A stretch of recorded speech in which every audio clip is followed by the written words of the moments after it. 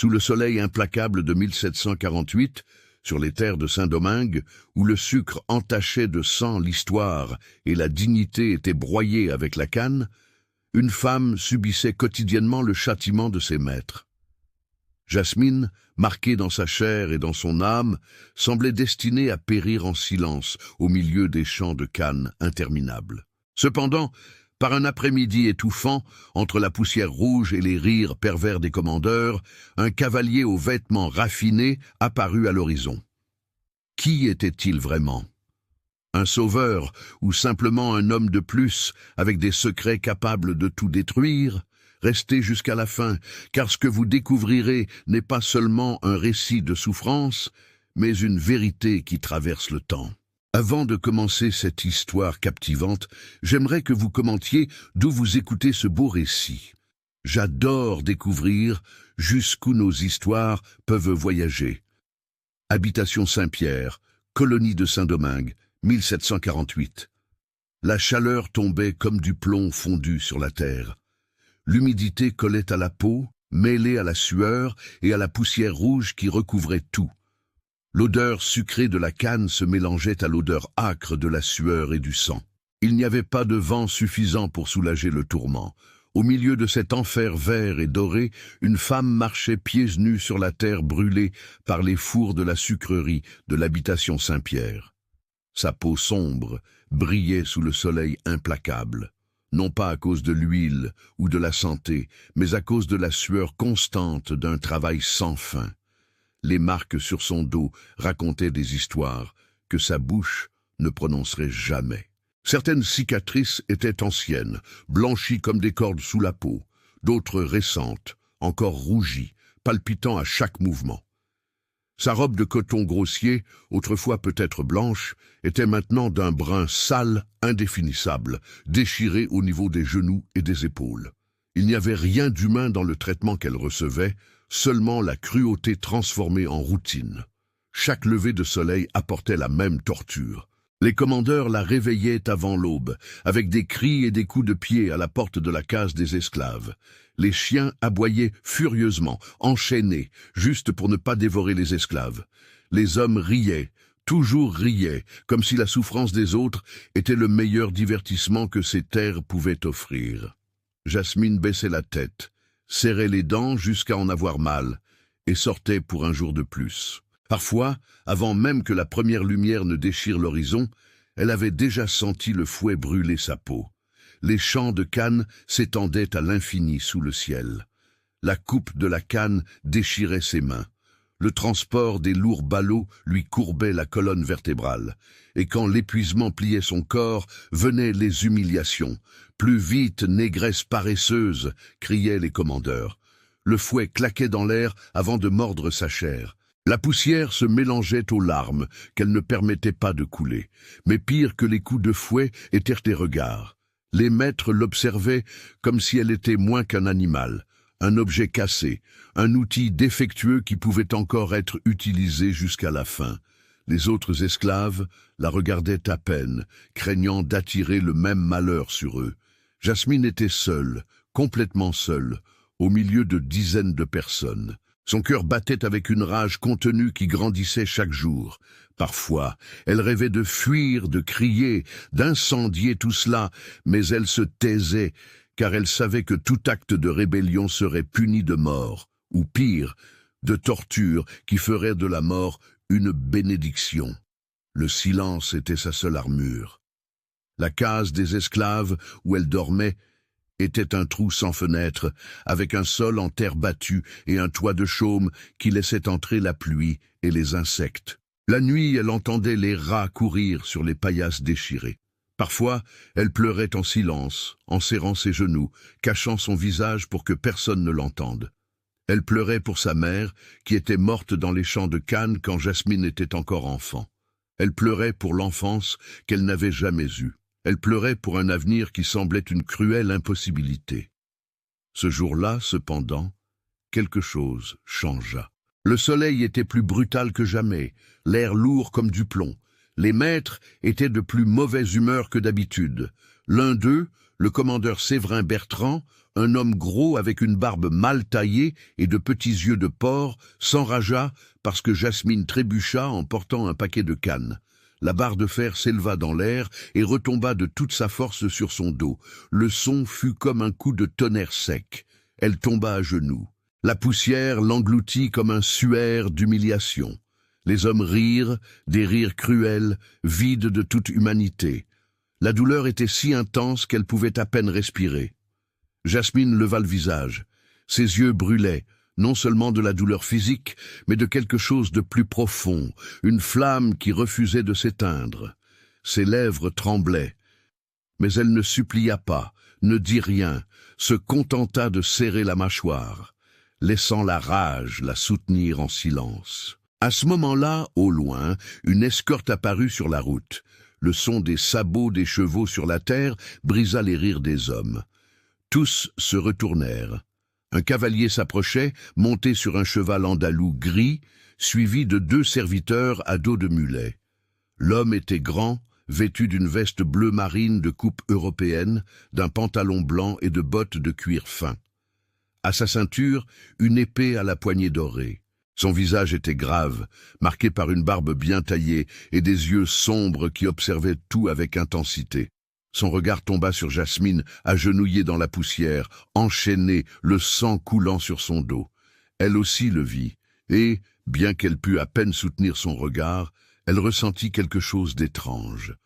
Ce n'était pas de la compassion que ses yeux reflétaient. C'était quelque chose de plus complexe, un mélange de colère contenue et de détermination silencieuse. Jasmine ne le savait pas, mais cette rencontre changerait complètement son destin. Cet homme était le sieur Michel de Beauvais-Bourbon, baron de la Maison de France, veuf et exilé. Envoyé à Saint-Domingue après un scandale politique à Paris, il portait des secrets que peu connaissaient. Jasmine ne devinait encore rien de tout cela, mais sa vie était sur le point de rompre les chaînes invisibles qui l'emprisonnaient. La foule d'esclaves et de commandeurs restait dans un silence tendu. Le fouet était encore levé en l'air, mais les sabots du cheval continuaient de s'approcher. L'air changea, la poussière sembla se figer dans le temps. Et à cet instant, pour la première fois depuis de nombreuses années, Jasmine sentit que peut-être tout n'était pas perdu. Le cheval andalou s'arrêta avec un doux hennissement.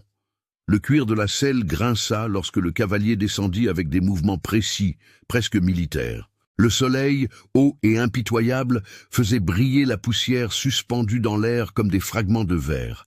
Le sieur Michel de Beauvais-Bourbon posa le pied au sol avec fermeté, ses bottes s'enfonçant légèrement dans la terre rouge de l'habitation. Il était différent de tout homme que Jasmine n'avait jamais vu, non seulement par ses vêtements fins ou sa posture altière, mais par quelque chose d'intangible qui émanait de lui. L'autorité mêlée à une profonde tristesse, comme une rivière qui coule sous la surface. Ses yeux balayèrent la scène avec la précision de celui qui est habitué à évaluer des situations de pouvoir. Le commandeur Séverin Bertrand baissa lentement le fouet, non par respect, mais par instinct de survie. Il reconnut dans les vêtements et le maintien du nouveau venu quelqu'un de noble lignée. Il cracha par terre et força un sourire servile, montrant ses dents tachées de tabac. « Votre Excellence honore cette humble habitation », dit-il d'une voix traînante, faisant une révérence exagérée qui ressemblait plus à une moquerie. « En quoi pouvons-nous servir un noble chevalier ?» Le sieur Michel ne répondit pas immédiatement. Ses yeux restèrent fixés sur Jasmine.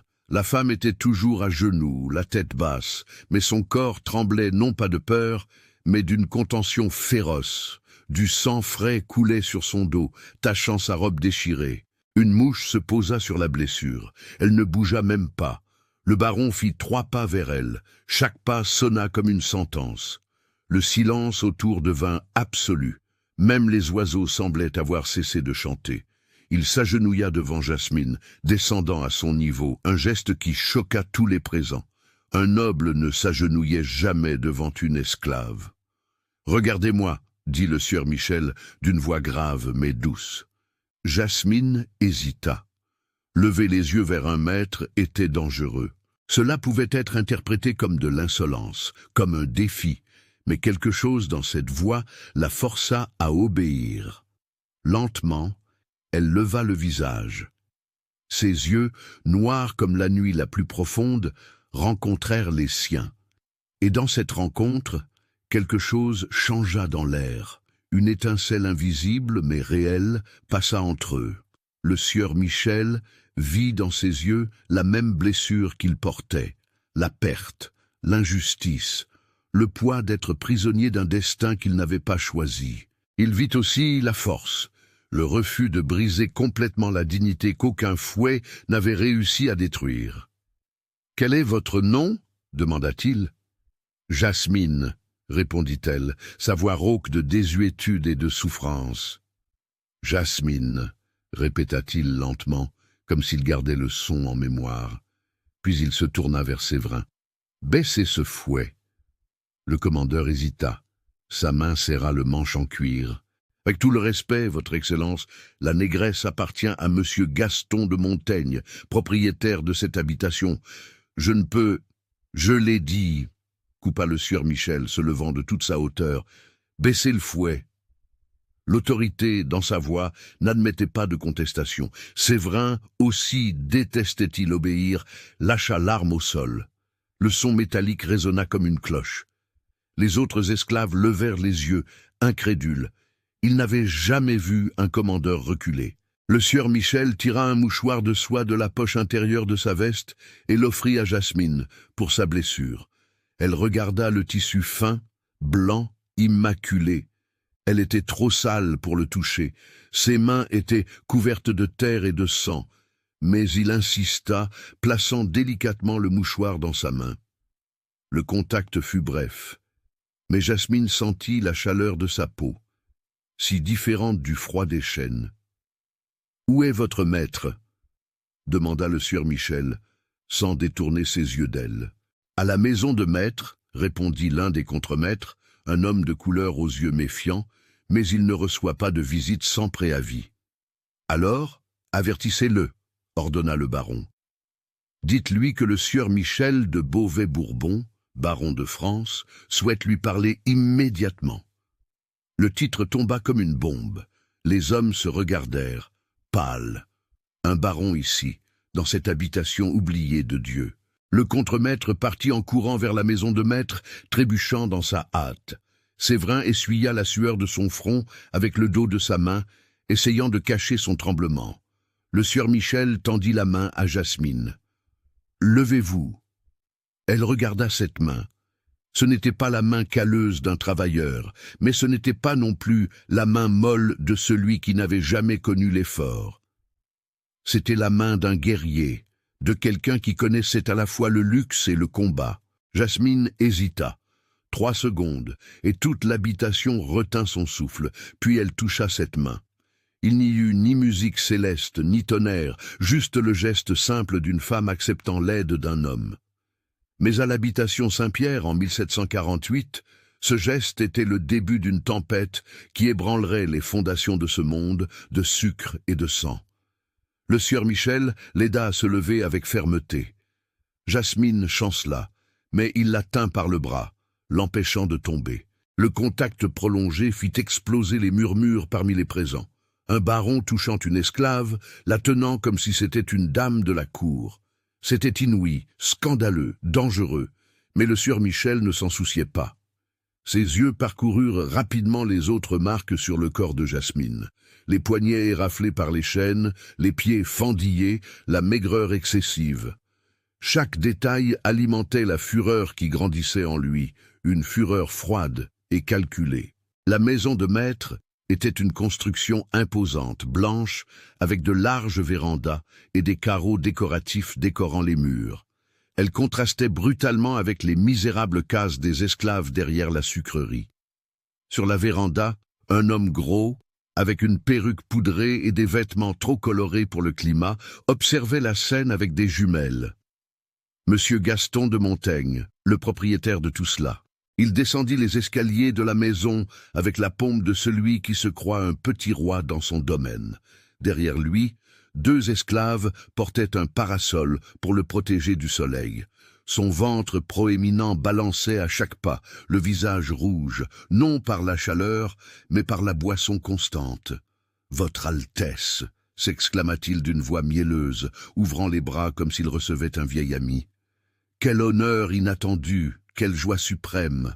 Si j'avais su de votre visite, j'aurais préparé un banquet digne. Épargnez-moi les courtoisies, » coupa sèchement le sieur Michel. « Je suis venu pour affaire. » Gaston s'arrêta, déconcerté. Il n'était pas habitué à être interrompu. Il jeta un regard rapide à Jasmine, qui restait à côté du baron, et ses yeux se rétrécirent. « Affaire ? Quel genre d'affaire votre Altesse aurait-elle avec un humble propriétaire d'habitation ? Je veux acheter cette femme. » Le silence qui s'ensuivit fut absolu. Même le vent sembla cesser. Gaston cligna des yeux plusieurs fois comme s'il n'avait pas compris. Puis, un rire commença à jaillir de sa gorge. Un rire qui grandit jusqu'à devenir un éclat de rire retentissant. « Acheter cette négresse bonne à rien ? Oh, votre Altesse, pardonnez ma franchise, mais elle ne vaut pas le pain qu'elle mange. Elle est paresseuse, insolente, toujours à corriger. J'ai de bien meilleures pièces, plus jeunes, plus... Je n'en veux pas d'autres, dit le sieur Michel, sa voix coupante comme une lame. Je la veux, elle. Dites votre prix. » Gaston cessa de rire. Il étudia le baron avec des yeux de marchand. Il y vit de la détermination, et là où il y avait de la détermination, il y avait une opportunité de profit. Un sourire avide se dessina sur ses lèvres grasses. Si votre Altesse insiste, le prix serait, disons, 100 pièces d'or. C'était une valeur absurde, 5 fois le prix d'un esclave sain. C'était une tentative claire d'humilier ou de dissuader. Mais le sieur Michel n'hésita pas une seconde. Il tira une bourse de cuir de la selle de son cheval et la jeta aux pieds de Gaston. La bourse s'ouvrit et des pièces d'or roulèrent sur la terre rouge, brillant de lueurs de liberté. « En voici 150, dit le baron, pour le prix abusif et pour le temps que vous l'avez fait souffrir inutilement. » Gaston écarquilla les yeux. Il n'avait jamais vu autant d'or de sa vie avide. Il s'agenouilla rapidement pour ramasser les pièces, toute sa pose de maître important s'évaporant devant la richesse royale. Tandis qu'il ramassait chaque pièce avec des doigts tremblants, le sieur Michel se tourna vers Jasmine. « Vous êtes libre maintenant, dit-il. Vous n'aurez plus à souffrir ici. » Jasmine le regarda avec un mélange de terreur et d'espoir. Libre. Ce mot n'avait pas de signification réelle pour elle. La liberté était un concept abstrait, quelque chose que d'autres possédaient. Mais la fermeté dans sa voix, la façon dont il affronta tout le monde là-bas, fit naître quelque chose en elle. Un sentiment qu'elle n'avait pas connu depuis si longtemps, qu'elle l'avait presque oublié. L'espoir. « Venez. » Le sieur Michel tendit la main de nouveau. « Mon cheval peut porter 2 personnes. » Elle regarda la main tendue, puis les champs de Cannes, où elle avait passé toute sa vie, la case des esclaves, où elle avait pleuré tant de nuits, les commandeurs qui l'avaient torturée, et finalement, cet homme qui était apparu comme une apparition impossible. Alors, sous le soleil brûlant de Saint-Domingue, avec l'odeur de sucre et de sang encore dans l'air, Jasmine posa sa main dans la sienne pour la 2e fois, et cette fois, elle ne la lâcha pas. Le sieur Michel monta sur le cheval andalou avec l'élégance de celui qui était né dans des palais. Puis il tendit le bras à Jasmine, l'aidant à monter. Elle hésita, ses mains tremblantes s'accrochant à son bras. Elle n'avait jamais monté un animal aussi beau, n'avait jamais été aussi proche de quelqu'un qui n'était pas là pour la frapper ou la violenter. Le cheval souffla, sentant le poids supplémentaire, mais resta calme, sous le commandement ferme de son maître. Jasmine s'assit derrière le baron, ne sachant où mettre ses mains. Son corps entier tremblait, en partie par peur, en partie par épuisement, en partie par quelque chose qu'elle ne pouvait nommer.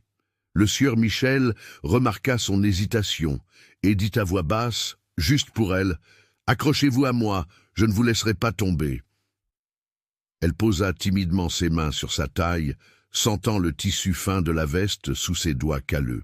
Le contraste entre la douceur de la soie et la rugosité de sa peau était frappant, un rappel qu'il vivait dans des mondes différents. Le baron toucha légèrement le flanc du cheval avec ses éperons, et l'animal commença à marcher. Les murmures parmi les esclaves et les commandeurs grandirent comme un bourdonnement de guêpes irritées. Séverin Bertrand, le commandeur, cracha par terre avec une colère mal contenue.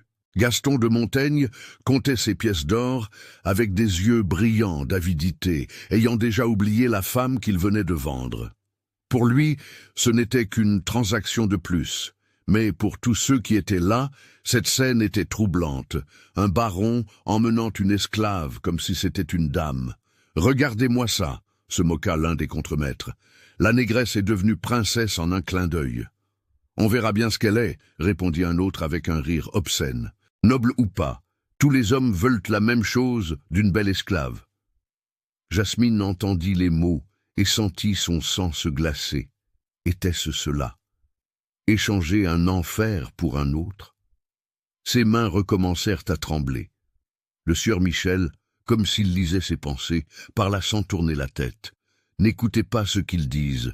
Les gens cruels ne comprennent que la cruauté. » Le chemin qui sortait de l'habitation était en terre battue, bordé de palmiers royaux qui offraient une ombre rare, mais bienvenue. Au fur et à mesure qu'il s'éloignait, Jasmine entendait le bruit de la broyeuse au loin, ce grincement constant qui avait marqué toute sa vie. C'était le son de la souffrance transformée en sucre, de la vie broyée avec la canne. Maintenant, ce son s'éloignait de plus en plus. Elle regarda une fois en arrière, vit les petites cases des esclaves comme des plaies ouvertes sur la terre. Elle vit les autres esclaves retourner au travail sous la surveillance des fouets. Elle vit l'habitation Saint-Pierre entière, ce monde qu'elle connaissait aussi bien qu'elle le haïssait, et puis elle se tourna vers l'avant, décidée à ne plus regarder en arrière.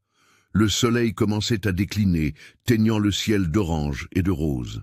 Le cheval maintenait un trot tranquille, suivi des 2 mulets qui portaient des serviteurs du sieur Michel. L'un d'eux était un homme noir d'âge mûr nommé Benoît. L'autre, un jeune métis nommé Laurent. Tous deux évitèrent de regarder directement Jasmine. Mais elle percevait la curiosité sur leur visage. « Où allons-nous » demanda-t-elle finalement, sa voix presque un murmure. « À Cap-Français » répondit le sieur Michel. « J'ai une résidence là-bas. Ce n'est pas un palais, mais c'est confortable et sûr. Et qu'attendez-vous de moi ?» La question resta suspendue dans l'air comme de la fumée. Le sieur Michel mit du temps à répondre. Quand il le fit, sa voix était chargée de quelque chose que Jasmine ne pouvait identifier. « J'espère que vous vous reposerez, que vous guérissez, que vous cesserez d'avoir peur. » Rien d'autre.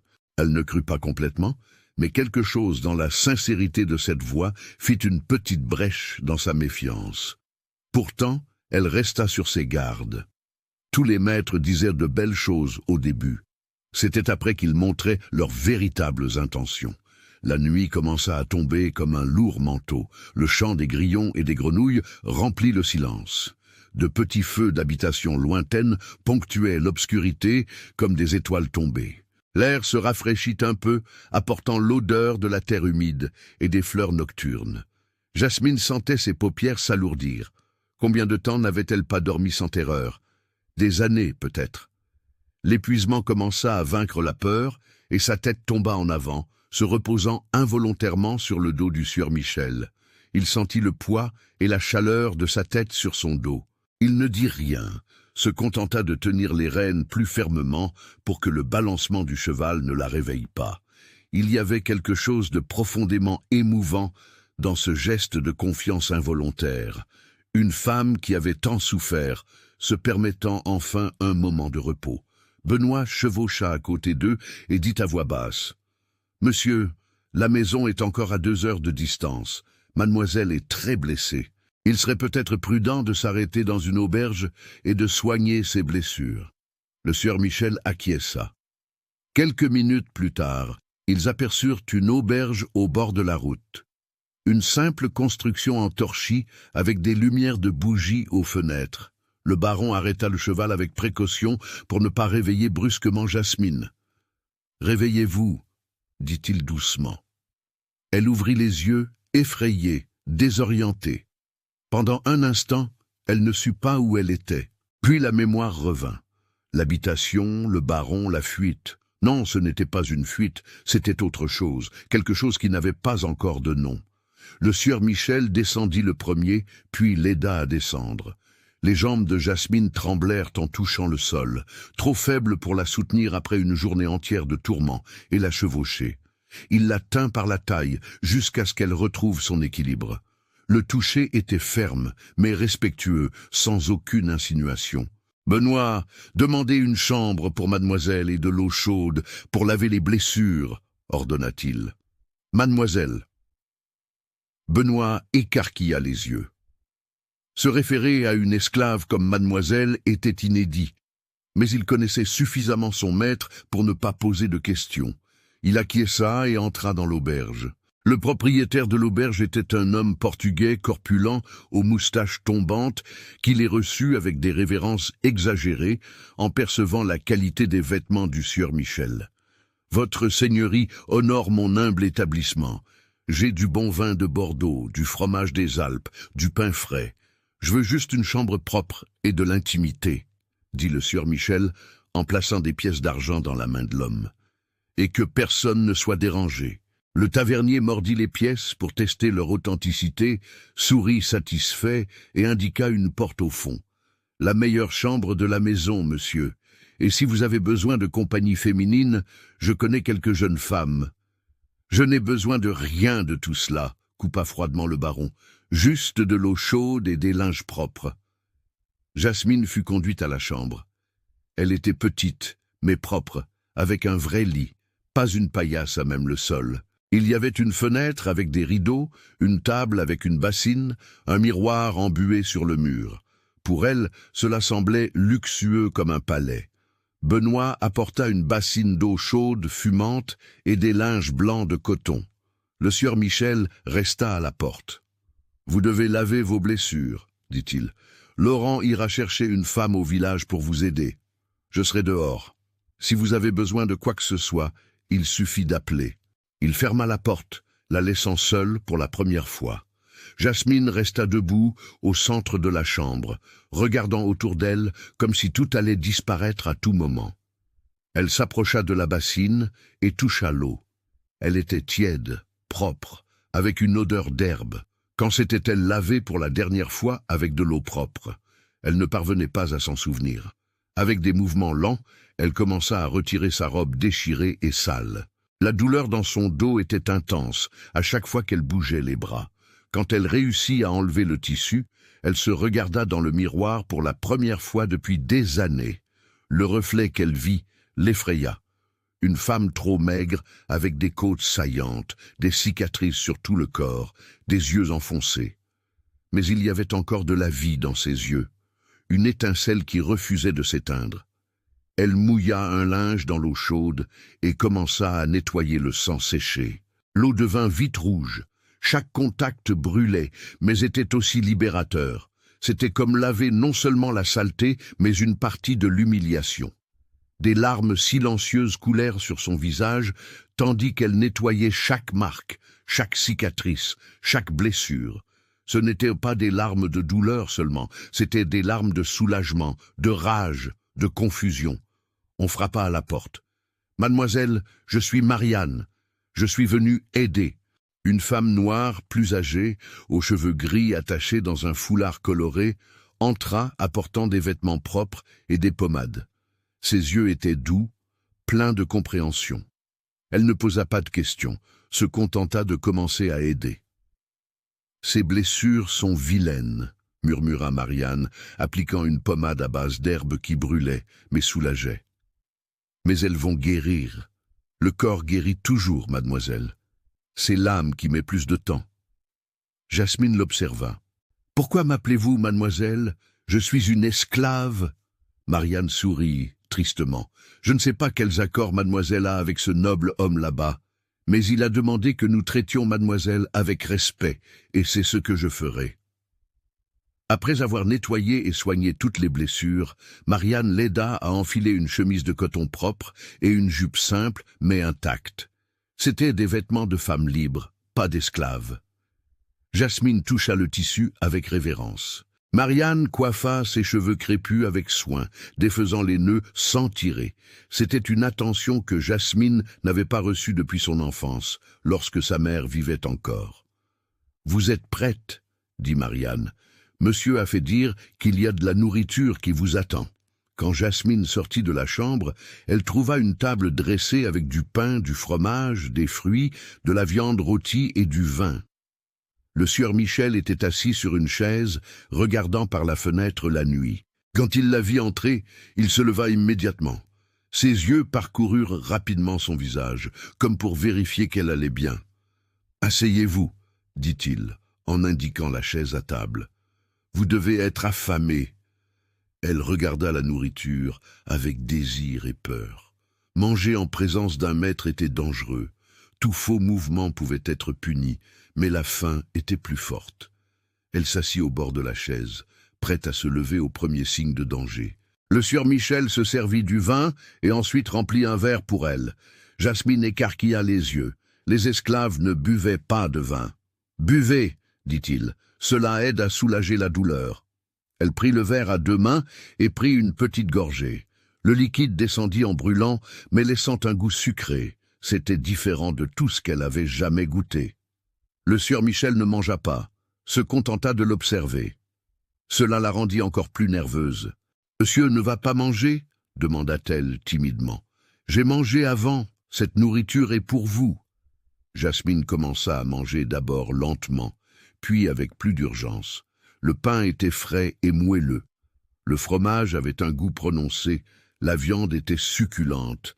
Elle mangea jusqu'à ne plus pouvoir, et pourtant elle sentait qu'elle pouvait manger davantage. Des années de faim ne se compensaient pas en un seul repas.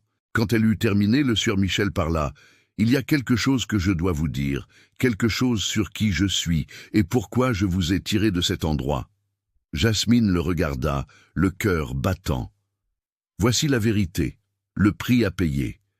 Rien n'était gratuit, elle le savait. Je suis baron de la maison de Beauvais-Bourbon, mais j'ai été exilé de France il y a 3 ans, commença-t-il. La cour a décidé que j'étais une menace après la mort de mon épouse. Ils ont dit que je conspirais contre le roi, mon propre cousin. Ce n'était pas vrai, mais les vérités importent peu quand le pouvoir est en jeu. Il fit une pause, les yeux lointains, comme s'il voyait le passé. Mon épouse, Madame Béatrice, est morte en donnant naissance à notre fille. L'enfant n'a pas survécu non plus. J'ai tout perdu en un seul jour. Après cela, j'ai remis en question beaucoup de choses. La cruauté de la noblesse, l'injustice du système, la façon dont nous traitons ceux que nous considérons comme inférieurs. Jasmine écoutait en silence, sans comprendre complètement où cela allait mener. Le sieur Michel continua. « Avant de mourir, Béatrice m'a fait promettre quelque chose. Elle avait vu des choses horribles dans les colonies quand elle était enfant. Son père était gouverneur en Saint-Domingue et elle avait été témoin de tortures, de morts, de familles détruites. Elle m'a fait jurer que si un jour j'avais du pouvoir, je l'utiliserais pour apaiser la souffrance de ceux qui n'avaient pas de voix. » Il regarda directement Jasmine. « Quand je vous ai vu fouetter aujourd'hui, j'ai vu mon épouse, non pas physiquement, mais j'ai vu le même regard, le regard de quelqu'un qui refuse d'être complètement brisé. Et je me suis souvenu de la promesse que j'avais faite. « Ya, donc, vous m'avez sauvé à cause d'une promesse faite à une femme morte ?» demanda Jasmine, sa voix tremblante. « Non, » dit le sieur Michel fermement. « Je vous ai sauvé parce que c'était la bonne chose à faire. La promesse m'a juste rappelé cela. » Le silence s'installa entre eux. Le bruit de l'auberge autour continuait. Rires d'ivrogne, conversation bruyante, tintement de verre. Mais dans cette petite chambre, le silence était absolu. Jasmine essayait de tout assimiler. Un baron exilé, une épouse morte, une promesse, et elle, une esclave, au milieu de tout cela.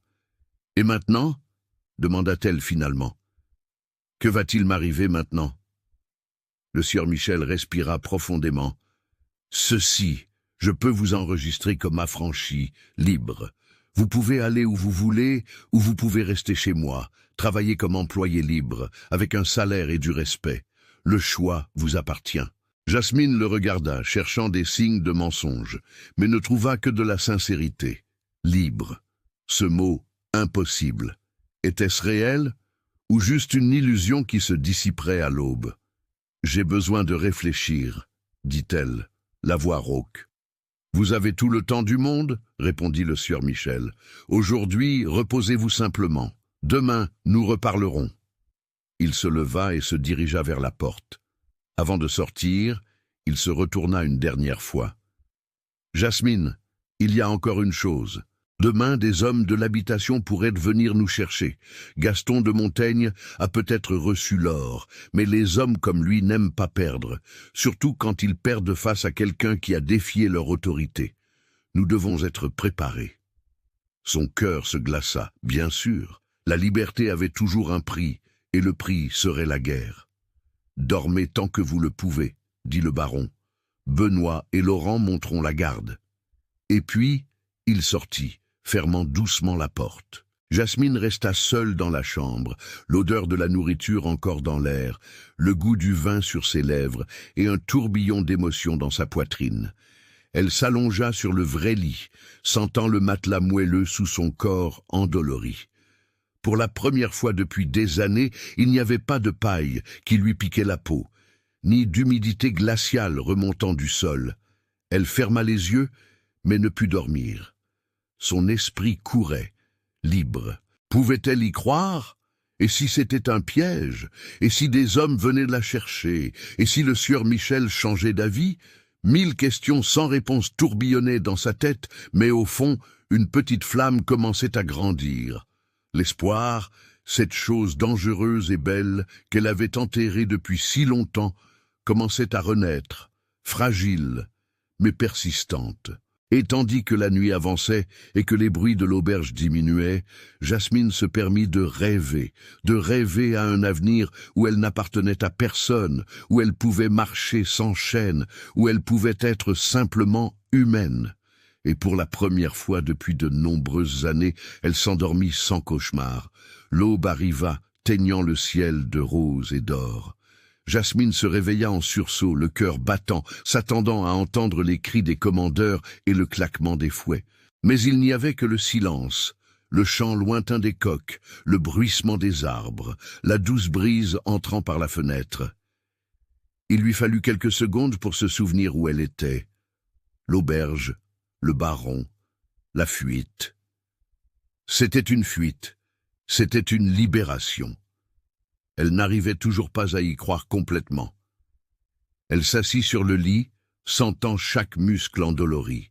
Son dos lui brûlait, là où les blessures étaient encore fraîches, mais c'était une douleur différente de celle qu'elle connaissait.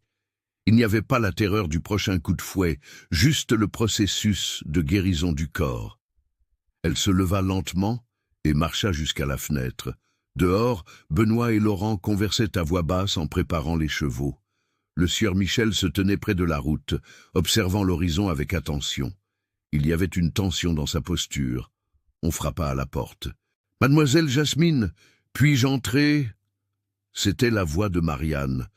Jasmine ouvrit la porte et la femme entra, apportant un plateau avec du pain chaud, des fruits et du lait. « Monsieur a fait monter le petit déjeuner.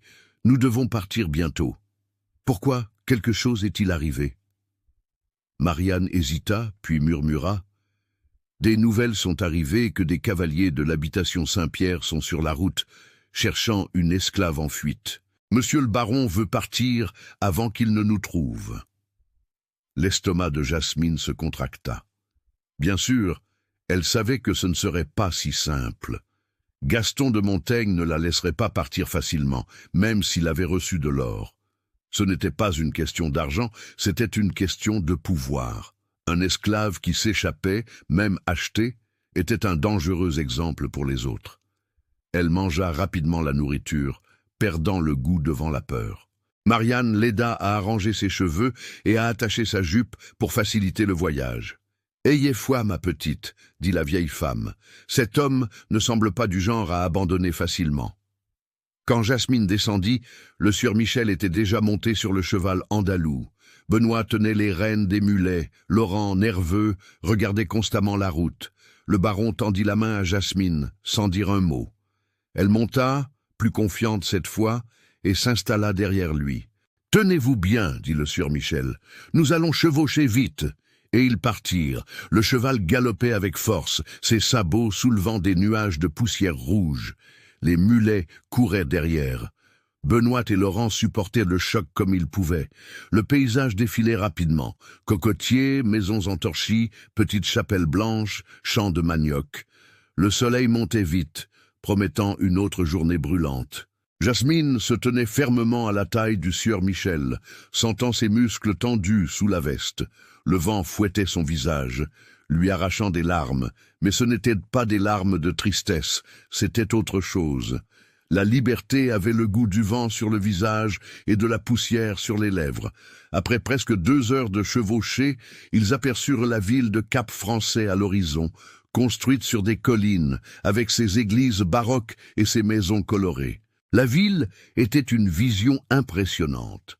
Jasmine n'avait jamais rien vu de tel. L'habitation était son seul monde. Voir ces énormes constructions, ces tours, ces toits rouges s'étendant à perte de vue, c'était comme contempler un autre univers. « C'est beau, n'est-ce pas ?» demanda le sieur Michel, réduisant le pas du cheval alors qu'ils entraient dans les premières rues pavées de pierre. « Je n'ai jamais rien vu de pareil, » répondit-elle, la voix pleine d'étonnement. Les rues de Cap-Français étaient animées même tôt le matin. Des esclaves portèrent des marchandises sur la tête. Des dames blanches se promenaient avec leurs servantes. Des marchands criaient en annonçant leurs produits. Des enfants couraient entre les jambes des adultes. L'odeur était un mélange de poissons frais, de fruits exotiques, de ruisseaux d'égouts dans les caniveaux et d'encens des églises. Les gens regardaient curieusement le groupe. Un noble cavalier avec une femme noire montait derrière lui, 2 serviteurs sur des mulets. Certains froncèrent les sourcils de désapprobation, d'autres observaient simplement avec intérêt. Le sieur Michel ignora tous les regards et suivit les rues étroites jusqu'à une maison à 2 étages, peinte en jaune avec des fenêtres bleues et un balcon en fer forgé. « Nous sommes arrivés », annonça-t-il. La maison n'était pas un palais, mais elle était solide et belle. Un portail en bois menait à une petite cour intérieure avec une fontaine au centre et des arbres fruitiers sur les côtés. Une femme âgée, métisse, aux cheveux complètement blancs, attachés en chignon, ouvrit la porte. Ses yeux s'illuminèrent en voyant le sieur Michel. « Sieur Michel, grâce à Dieu, vous êtes bien arrivé. » Puis ses yeux se posèrent sur Jasmine et son expression changea en surprise. « Et qui est cette jeune femme ?»« Tante Jeanne, voici Jasmine. Elle restera avec nous. Préparez la chambre d'amis et demandez à Félicie d'apporter de l'eau pour le bain et des vêtements propres. » Tante Jeanne était la gouvernante de la maison, une femme libre qui s'occupait du sieur Michel depuis son arrivée à Saint-Domingue. Elle regarda Jasmine de haut en bas, remarquant la robe simple, les mains calleuses, les cicatrices visibles sur les bras. Elle n'était pas sotte. Elle savait d'où venait cette jeune femme, mais elle connaissait aussi suffisamment son maître pour ne pas poser de questions devant les autres. « Oui, monsieur. Félicie, Boniface, venez aider. » 2 esclaves domestiques apparurent, un jeune homme et une jeune fille d'environ 15 ans. Tous 2 regardèrent Jasmine avec curiosité, mêlée de quelque chose qui ressemblait à de l'empathie, de la solidarité. Elle n'en était pas sûre. Le sieur Michel descendit et aida Jasmine à descendre. Ses jambes étaient engourdies par la chevauchée. Il la soutint par le coude jusqu'à ce qu'elle retrouve sa stabilité. « Allez avec Félicie, elle prendra soin de vous. Je dois régler quelques affaires, mais je serai là si vous avez besoin de moi. » Jasmine suivit la jeune Félicie par les escaliers en bois qui grinçaient à chaque pas. L'intérieur de la maison était frais, avec des carreaux décoratifs sur les murs et des meubles en bois de rose dans les pièces. Il y avait des étagères avec des livres, des peintures sur les murs, des tapis persans au sol. C'était un monde complètement différent de tout ce qu'elle connaissait. La chambre préparée pour elle se trouvait au 2e étage, avec vue sur la rue. Elle avait un lit à baldaquin, une armoire en bois sombre, une chaise près de la fenêtre et même un petit oratoire avec une statue de la Vierge Marie.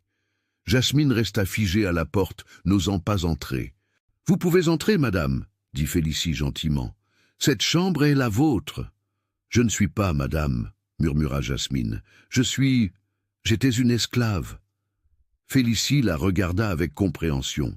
« Je le suis aussi. Mais le sieur Michel n'est pas comme les autres maîtres.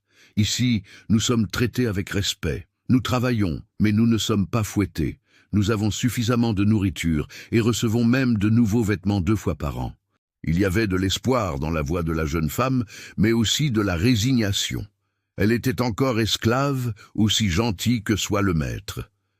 Jasmine comprit parfaitement. Elle connaissait cet équilibre délicat entre gratitude et emprisonnement. Boniface apporta des seaux d'eau chaude et remplit une baignoire en cuivre qui se trouvait dans un coin de la chambre. Le luxe d'un bain chaud, avec de l'eau propre, était inimaginable pour Jasmine. Quand elle fut seule, elle retira lentement ses vêtements et entra dans la baignoire. L'eau enveloppa son corps endolori, comme une étreinte chaude. Elle ferma les yeux, et pour la 2e fois en 2 jours, elle pleura. Elle pleura de soulagement, de peur, de confusion, pour le passé qui l'avait marqué et pour l'avenir incertain. Elle laissa les larmes couler librement, se mêlant à l'eau du bain, comme si elle pouvait laver non seulement la saleté du corps, mais aussi la douleur de l'âme. Après s'être lavée, elle enfila les vêtements que Félicie avait laissés, une jupe de coton bleu et une blouse blanche simple mais propre. Il y avait même une paire de sabots en bois pour ses pieds. Quand elle se regarda dans le petit miroir sur la commode, elle se reconnut à peine. Elle semblait humaine, pas une chose, pas une propriété, mais une personne. Elle descendit les escaliers et trouva tante Jeanne dans la cuisine, préparant le déjeuner. L'odeur de poisson cuit au lait de coco et aux épices envahissait toute la maison. La vieille gouvernante l'examina avec des yeux expérimentés. « Asseyez-vous ici, ma petite. Aidez-moi à éplucher ces pommes de terre. » Jasmine obéit, reconnaissante d'avoir quelque chose à faire. Ses mains connaissaient bien le travail. Pendant qu'elle épluchait, tante Jeanne parla. « Le sieur Michel est un homme bon. Il a un cœur plus grand que son jugement. Parfois, depuis qu'il est arrivé du royaume, il vit en essayant de corriger les injustices qu'il voit. Il a déjà libéré 3 esclaves, payé les dettes de familles pauvres, affronté des propriétaires d'habitations cruelles. » Elle fit une pause significative. Mais cela lui a valu des ennemis, beaucoup d'ennemis, des hommes puissants qui n'aiment pas que leur autorité soit remise en question. « Pourquoi me dites-vous cela ?» demanda Jasmine. « Parce que vous devez comprendre que sa bonté a un coût, et vous pourriez finir par payer une partie de ce coût aussi. » Les mots restèrent suspendus dans l'air, lourds comme du plomb. Jasmine continua d'éplucher les pommes de terre, mais son esprit courait. Tante Jeanne avait raison. Le sieur Michel avait beaucoup risqué en la sortant de l'habitation, et maintenant elle y était mêlée, qu'elle le veuille ou non. Le déjeuner fut servi dans la salle à manger. Le sieur Michel, Benoît, Laurent, tante Jeanne et, à la surprise de Jasmine elle-même, furent invités à s'asseoir à table. Chez lui, esclaves et libres mangeaient ensemble. C'était quelque chose d'inédit, même perturbant. Jasmine eut du mal à manger, tellement elle était mal à l'aise. Le sieur Michel le remarqua. « Je sais que c'est différent de ce à quoi vous êtes habitués, mais dans cette maison, tous sont traités avec dignité. Il faudra peut-être du temps pour vous y habituer, mais c'est ainsi que les choses fonctionnent ici. » Après le déjeuner, il l'appela pour parler dans le bureau. C'était une pièce remplie de livres, avec un bureau en bois noble couvert de papier et de cartes.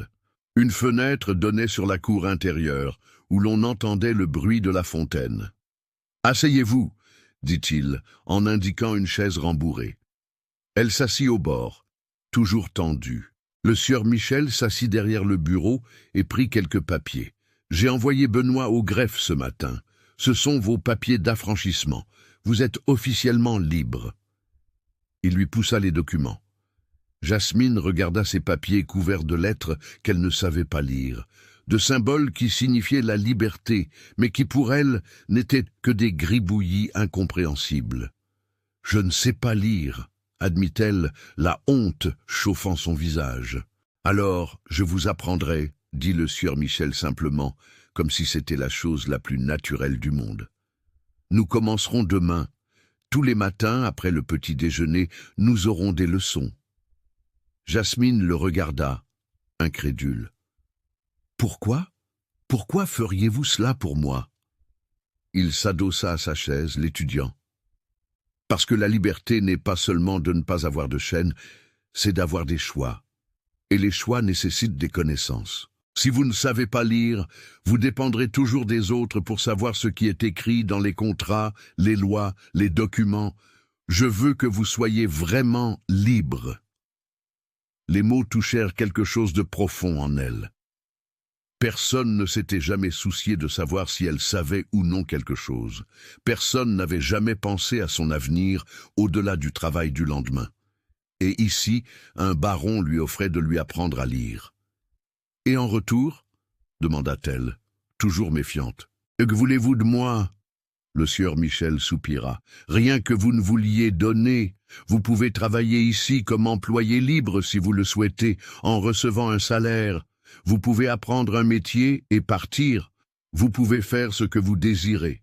La seule chose que je demande, c'est que vous ne retourniez pas à cette vie de souffrance. » Jasmine voulait croire.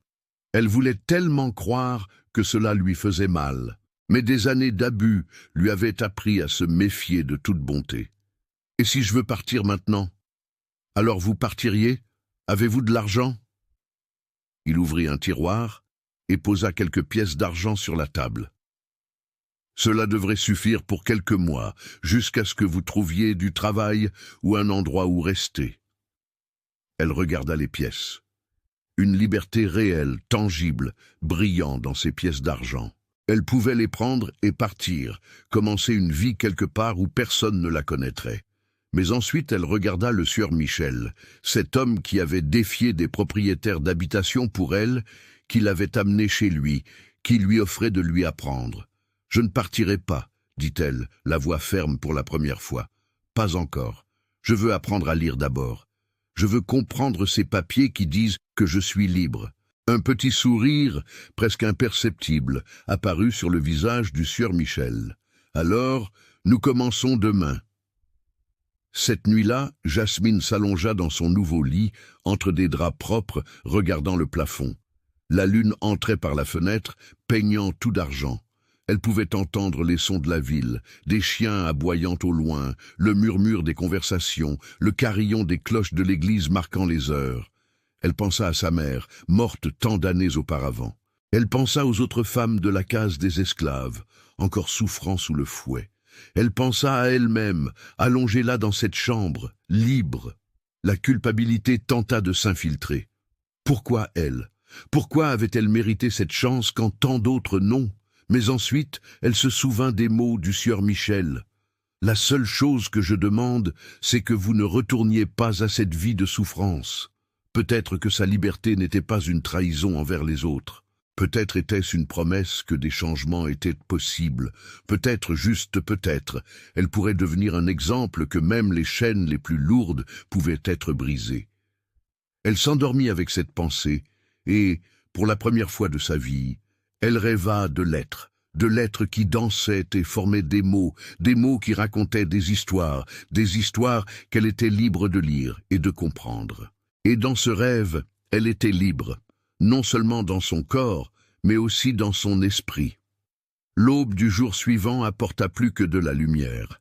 Elle apporta des possibilités, et Jasmine était prête à commencer à construire un avenir qui, quelques jours auparavant, semblait aussi impossible que de toucher les étoiles.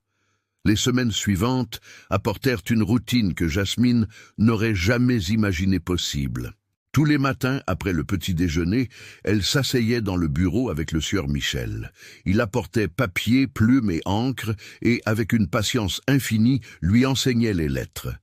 D'abord l'alphabet, chaque symbole répété, jusqu'à ce que ses doigts apprennent à former ses traits sur le papier. A comme amour, B comme bonté, C comme courage, disait-il, donnant un sens à chaque lettre.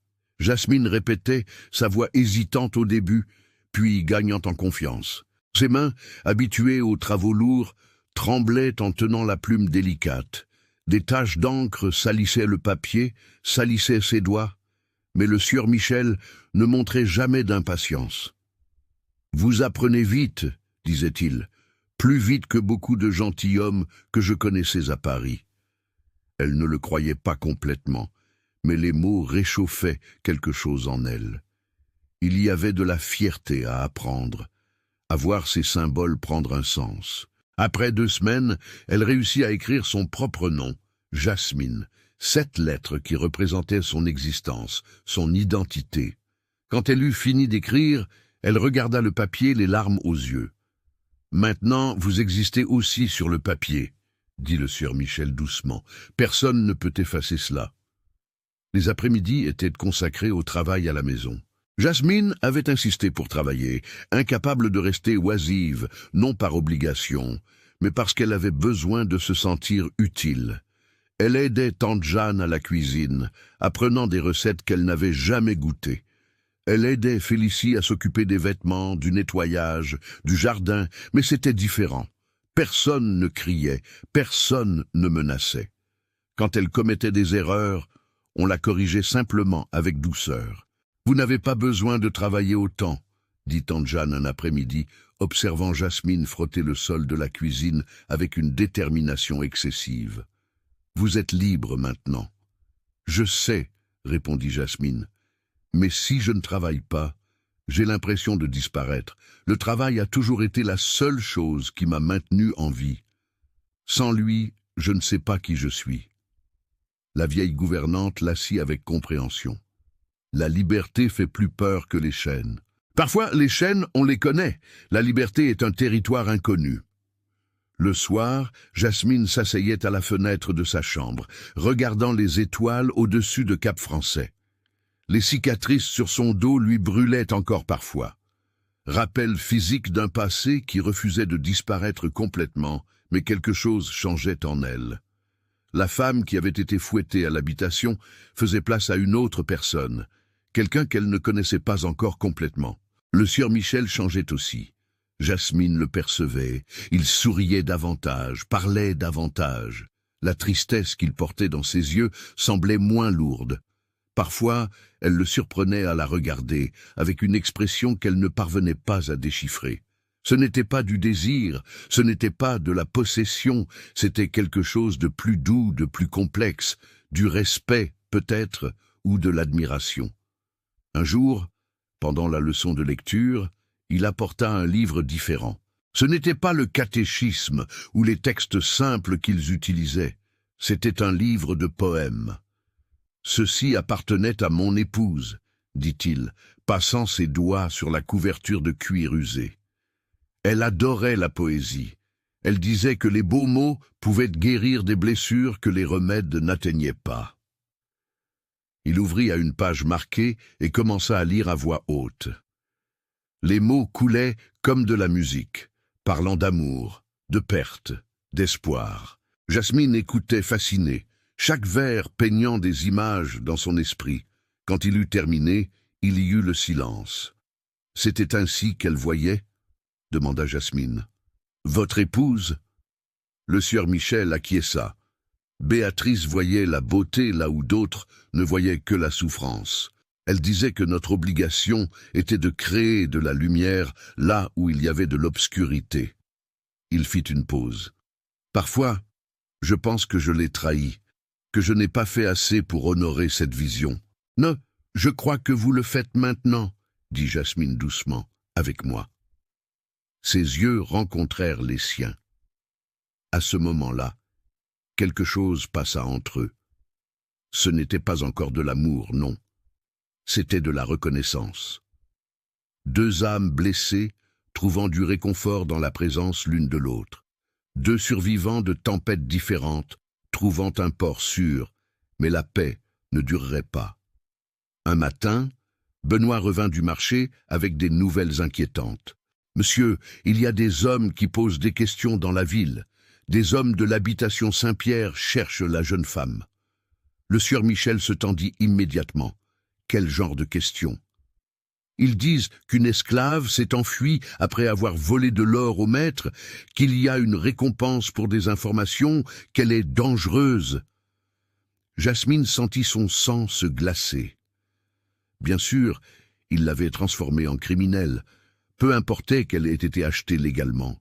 Les propriétaires d'habitation avaient leur propre loi. « Ça ne va pas rester comme ça », dit le sieur Michel d'une voix dure. « J'irai voir l'intendant royal. J'ai les papiers d'achat. J'ai la lettre d'affranchissement.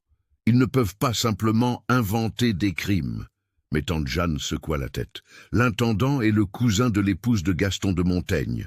Pensez-vous qu'il prendra le parti d'un baron exilé contre l'un des hommes les plus riches de la colonie ?»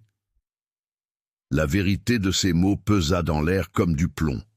Le sieur Michel serra les poings. « Alors nous devrons être plus intelligents qu'eux. » Cette nuit-là, il réunit tout le monde dans le salon. Benoît, Laurent, tante Jeanne, Félicie, Boniface et Jasmine. « Vous devez être au courant de la situation. Gaston de Montaigne n'abandonnera pas.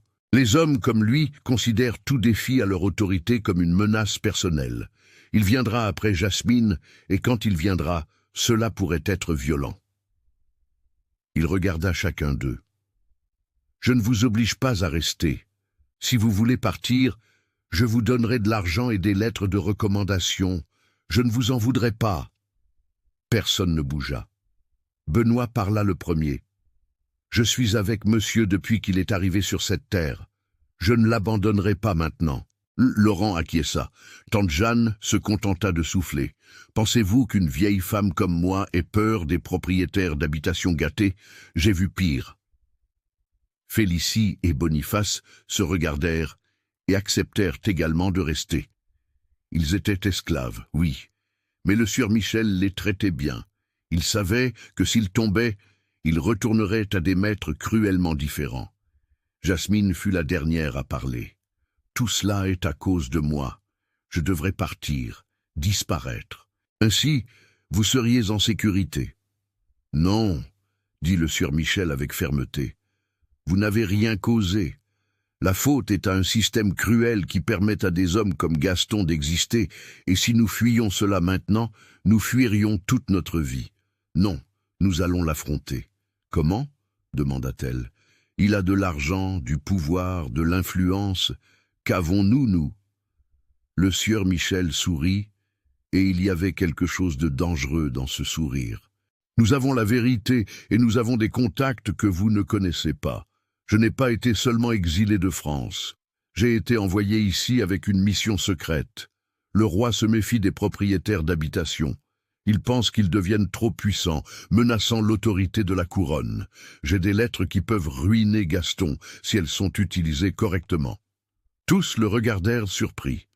Il y avait beaucoup plus chez ce baron exilé qu'il n'y paraissait. Jasmine ressentit un mélange de soulagement et d'inquiétude. Soulagement parce qu'il n'était pas aussi sans défense qu'elle l'avait cru. Inquiétude parce que cela signifiait que le sieur Michel avait ses propres jeux de pouvoir, ses propres secrets. « Alors, que faisons-nous » demanda Benoît. « Nous attendons, nous les laissons venir à nous et quand ils viendront, nous serons prêts. » Les jours suivants furent tendus.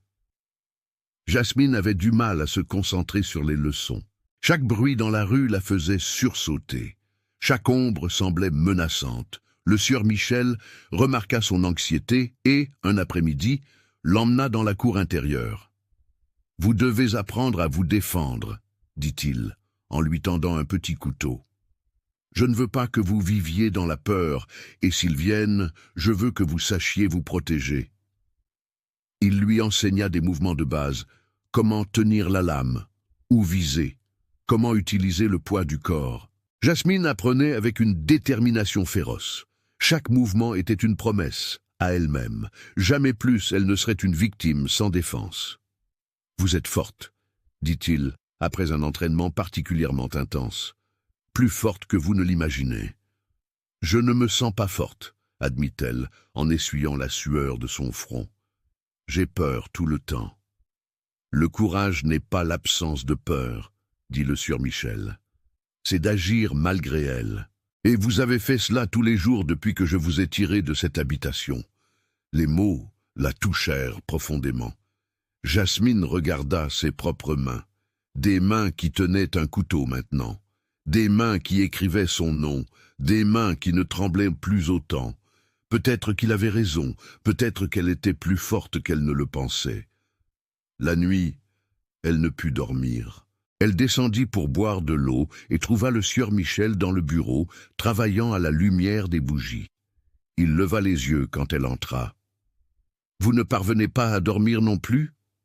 Elle secoua la tête. « Je ne cesse de penser à tout ce qui pourrait mal tourner. »« Moi aussi, » admit-il.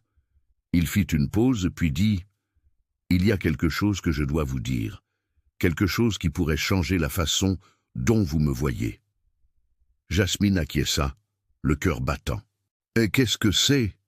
Il respira profondément. « Quand j'ai dit que j'avais été exilé pour conspiration, je n'ai pas dit toute la vérité. J'ai été accusé d'avoir un enfant illégitime avec une esclave. L'enfant a existé. Mon épouse Béatrice le savait, l'a accepté, et l'a même aidé à l'élever pendant les premières années. Mais la cour l'a découvert, et le scandale a été énorme. Un baron avec du sang africain dans les veines de son fils. Impensable. » Et il fit une pause, la douleur lisible sur son visage. « Ils ont envoyé l'enfant loin. Je ne sais même pas où il est maintenant. Ils me l'ont arraché, sous menace de mort si j'essayais de le retrouver. Cela a détruit Béatrice. Le chagrin a contribué à sa mort lors de l'accouchement suivant. J'ai tout perdu pour avoir aimé quelqu'un que la société disait que je ne devais pas aimer. » Jasmine absorba ces mots. Elle comprit alors pourquoi il l'avait sauvée. Ce n'était pas seulement une promesse ou de la bonté, c'était une rédemption. C'était sa chance de corriger ce qu'il n'avait pas pu faire pour cette autre femme, pour cet enfant perdu. « C'est pour ça que vous m'avez aidé, » dit-elle doucement. « Je vous la rappelle au début. »« Oui, » admit le sieur Michel, « mais maintenant, vous êtes Jasmine, pas un symbole, pas un souvenir. C'est beaucoup plus important. » Il y avait quelque chose dans ses yeux qui fit accélérer le cœur de Jasmine. Ce n'était pas seulement de la compassion, c'était quelque chose de plus profond, de plus dangereux. C'était le début de quelque chose qu'ils essayaient tous deux de nier, mais qui grandissait inévitablement. « Je devrais retourner me coucher, » dit-elle, se levant rapidement, effrayée par l'intensité du moment. « Jasmine » l'appela-t-il. Elle s'arrêta à la porte. « Merci. » « Oh, pourquoi ? Pour être ici, pour me donner une chance de faire ce qui est juste, pour me rappeler qu'il y a encore de la bonté dans ce monde cruel. » Elle ne répondit pas, se contenta d'acquiescer et monta les escaliers. Mais les mots résonnèrent dans son esprit toute la nuit. Quelque chose était en train de changer entre eux. Le lien de sauveur et de sauvé se transformait en quelque chose de plus égal, de plus complexe. Deux êtres humains trouvant du réconfort l'un dans l'autre. Et cela, elle le savait, pourrait être à la fois son salut et sa ruine. L'attaque vint 3 nuits plus tard. Jasmine se réveilla au bruit de verres brisés à l'étage inférieur, des cris, le hennissement des chevaux. Son cœur s'emballa, elle sauta du lit, vêtue seulement de sa chemise de nuit, et saisit le couteau que le sieur Michel lui avait donné. Maintenant, il était toujours à côté de son lit. Elle ouvrit la porte de la chambre avec précaution. Elle entendit des voix masculines en bas, des voix qu'elle reconnut. Séverin Bertrand, le commandeur, et d'autres hommes de l'habitation. « Nous savons qu'elle est ici !» cria Séverin. « Livrez la négresse, et il n'y aura pas de problème. » La voix du sieur Michel répondit calmement mais fermement. « Il n'y a aucune esclave ici. Jasmine est libre avec des papiers légaux d'affranchissement.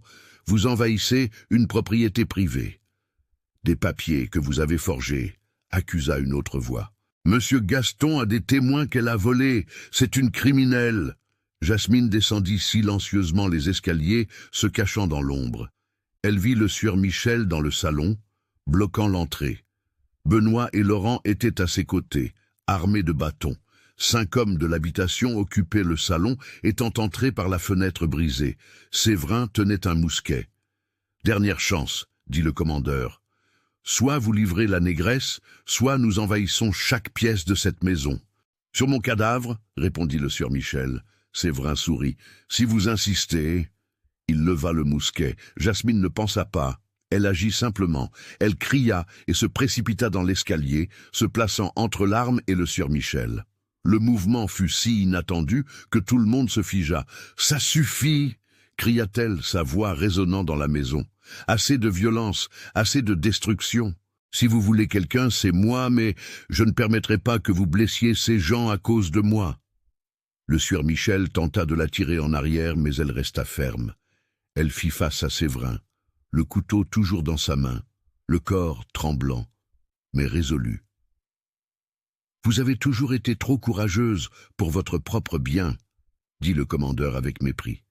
« Cela vous coûtera cher. »« Peut-être, » répondit Jasmine, « mais au moins je ne mourrai pas à genoux. Si vous devez me prendre, ce sera debout, en luttant. » Et à ce moment-là, dans cette déclaration de défi, quelque chose changea. Le sieur Michel la regarda avec fierté et quelque chose de plus. Benoît et Laurent se positionnèrent à ses côtés. Tante Jeanne apparut en haut de l'escalier avec un vieux fusil à la main. Ce n'était plus une femme sans défense contre les oppresseurs. C'était une famille imparfaite, mais unie, prête à lutter. La nuit venait à peine de commencer. Et la véritable bataille pour la liberté de Jasmine ne faisait que commencer. Le temps sembla se figer. Séverin Bertrand tenait le mousquet pointé, son doigt sur la gâchette. Les autres hommes de l'habitation brandissaient des machettes et des bâtons, prêts à avancer. Jasmine était debout, défiante, avec le petit couteau tremblant dans sa main. Le sieur Michel à ses côtés, tendu comme une corde de violon, sur le point de craquer. Le silence fut rompu par une voix venant de la rue. « Au nom de Sa Majesté le roi Louis XV de France, nous ordonnons que vous baissiez les armes immédiatement. » Tous se retournèrent. À la porte maintenant grande ouverte se tenait un homme en uniforme militaire français, suivi de 6 soldats avec des mousquets armés. L'officier était jeune, avec une moustache fine et des yeux sévères. Dans sa main, il portait un document avec le sceau royal. « Capitaine Renaud Dubois de la garde royale », annonça-t-il. « Cette résidence est sous la protection directe de la couronne. Tout acte de violence ici sera considéré comme une trahison. » Séverin baissa lentement son mousquet, confus. « Protection de la couronne ? Depuis quand un baron exilé a-t-il une protection ? » « Depuis que Sa Majesté a décidé d'enquêter sur les irrégularités dans les habitations de Saint-Domingue, » répondit froidement le capitaine. « Le sieur Michel de Beauvais-Bourbon est ici en tant qu'observateur royal. L'attaquer, c'est attaquer le roi lui-même. » La révélation tomba comme une bombe. Les hommes de l'habitation se regardèrent nerveusement. Le sieur Michel garda son expression sereine, mais Jasmine vit un léger sourire au coin de ses lèvres. Il avait préparé cela. Il avait des alliés qu'elle ignorait. « Mais la négresse, » commença Séverin. « Mademoiselle Jasmine, » corrigea le capitaine en soulignant le titre, « est une femme libre avec des documents légaux d'affranchissement enregistrés au greffe de Cap-Français. Les accusations de vol sont infondées et seront étudiées comme calomnie. Maintenant, je vous suggère de partir immédiatement avant d'être arrêté pour invasion et tentative d'agression. » Séverin cracha par terre, mais il n'était pas fou. Affronter la garde royale signifierait une mort certaine. Il fit un geste à ses hommes et ils commencèrent à reculer. À la porte, il se retourna une dernière fois, regardant Jasmine avec une haine pure. « Ce n'est pas fini, » grogna-t-il. « Gaston de Montaigne n'oublie pas. »« Ni moi, » répondit calmement le sieur Michel, « et contrairement à lui, j'ai la loi de mon côté. » Les hommes partirent. Le son des sabots des chevaux s'éloignant apporta un soulagement palpable. Félicie et Boniface sortirent des cachettes où ils s'étaient réfugiés. Tante Jeanne descendit les escaliers, tenant toujours le fusil, grommelant sur ces hommes sans manière qui cassent les fenêtres des autres. Jasmine lâcha le couteau, ses mains tremblant violemment maintenant que l'adrénaline redescendait. Ses jambes fléchirent, et elle serait tombée si le sieur Michel ne l'avait pas soutenue. Il la serra contre sa poitrine, la sentant trembler. C'est fini, murmura-t-il. Vous êtes en sécurité. Elle se repoussa brusquement, la colère remplaçant la peur. Pourquoi ne m'avez-vous pas dit que vous aviez la garde royale, que vous étiez observateur du roi? Vous m'avez laissé vivre dans la terreur, pensant que nous étions sans défense? Le sieur Michel soupira. Il fallait que cela paraisse réel. Si Gaston avait su ma véritable position, il aurait été plus prudent, plus difficile à exposer. Il fallait qu'il se révèle, qu'il montre sa vraie nature. Et maintenant, nous avons des témoins, des preuves. « Vous m'avez amusé comme appât », accusa Jasmine, la voix tremblante d'émotion, comme une pièce dans votre jeu de pouvoir. « Non !» Sa voix monta pour la première fois. « Je n'aurais jamais permis qu'on vous fasse du mal. C'est pourquoi le capitaine Dubois et ses hommes surveillaient la maison depuis des jours. Au premier signe de danger réel, ils interviendraient, et ils sont intervenus. Mais et s'ils n'étaient pas arrivés à temps, et si Séverin avait tiré avant? Le sieur Michel n'avait pas de réponse à cela. Ça avait été un risque calculé, mais un risque tout de même. Il vit la blessure dans ses yeux, le sentiment de trahison. Il tendit la main vers elle, mais Jasmine recula. « J'ai besoin d'être seule », dit-elle, et monta rapidement les escaliers en claquant la porte de sa chambre. Le sieur Michel resta immobile dans le salon, la main toujours tendue en l'air. Le capitaine Dubois s'approcha et dit à voix basse « Elle a raison d'être en colère, monsieur. C'était dangereux. »« Je sais, » répondit le baron, passant la main dans ses cheveux, « mais c'était nécessaire. Gaston de Montaigne contrôle la moitié des magistrats de Saint-Domingue. Sans preuve claire de violence et d'intimidation, nous n'aurions jamais pu l'atteindre. Et maintenant ? Maintenant, nous avons ce dont nous avions besoin. Invasion de domicile, menaces, fausses accusations, tout cela témoigné par la garde royale. Envoyer un rapport détaillé à Versailles, au gouverneur général, et une copie à Paris. Le capitaine acquiesça et sortit avec ses hommes, laissant 2 soldats pour surveiller la maison le reste de la nuit. Le sieur Michel monta lentement les escaliers et s'arrêta devant la porte de la chambre de Jasmine. Il l'entendait pleurer de l'autre côté. Il frappa doucement. « Jasmine, je vous en prie, laissez-moi bien expliquer. » Silence, puis la porte s'ouvrit. Elle avait les yeux rouges, le visage marqué par les larmes. « Expliquez alors. Expliquez comment il est juste de me faire croire que nous étions en danger de mort alors que vous aviez tout sous contrôle. » Le sieur Michel entra dans la chambre avec précaution, comme quelqu'un qui s'approche d'un animal blessé. « Je n'avais pas tout sous contrôle. J'avais des soldats qui surveillaient, oui, mais n'importe quoi aurait pu mal tourner. Vous avez raison d'être en colère. C'était égoïste de ma part. J'étais tellement concentré sur la chute de Gaston que je n'ai pas suffisamment pensé à ce que vous ressentiriez. » Il s'assit sur la chaise près de la fenêtre, lui laissant de la place. Mon épouse Béatrice avait l'habitude de dire que mon plus grand défaut était de voir les gens comme des pièces sur un échiquier, stratégie, mouvement, résultat. J'oubliais que chaque pièce avait un cœur, des peurs, des sentiments. Je lui ai promis avant de mourir que je changerais cela, et me voilà commettant la même erreur. Jasmine l'observait, toujours blessée, mais écoutant. Je ne suis pas une pièce dans votre jeu de rédemption. Je ne suis pas votre projet de bonne conscience. Je sais, dit-il doucement. Cela a commencé ainsi, j'admets, mais ce n'est plus le cas. Vous êtes devenue importante, non pas comme un symbole ou un projet, comme une personne, comme quelqu'un que j'admire, que je respecte, que... Il s'arrêta brusquement, réalisant qu'il allait trop loin.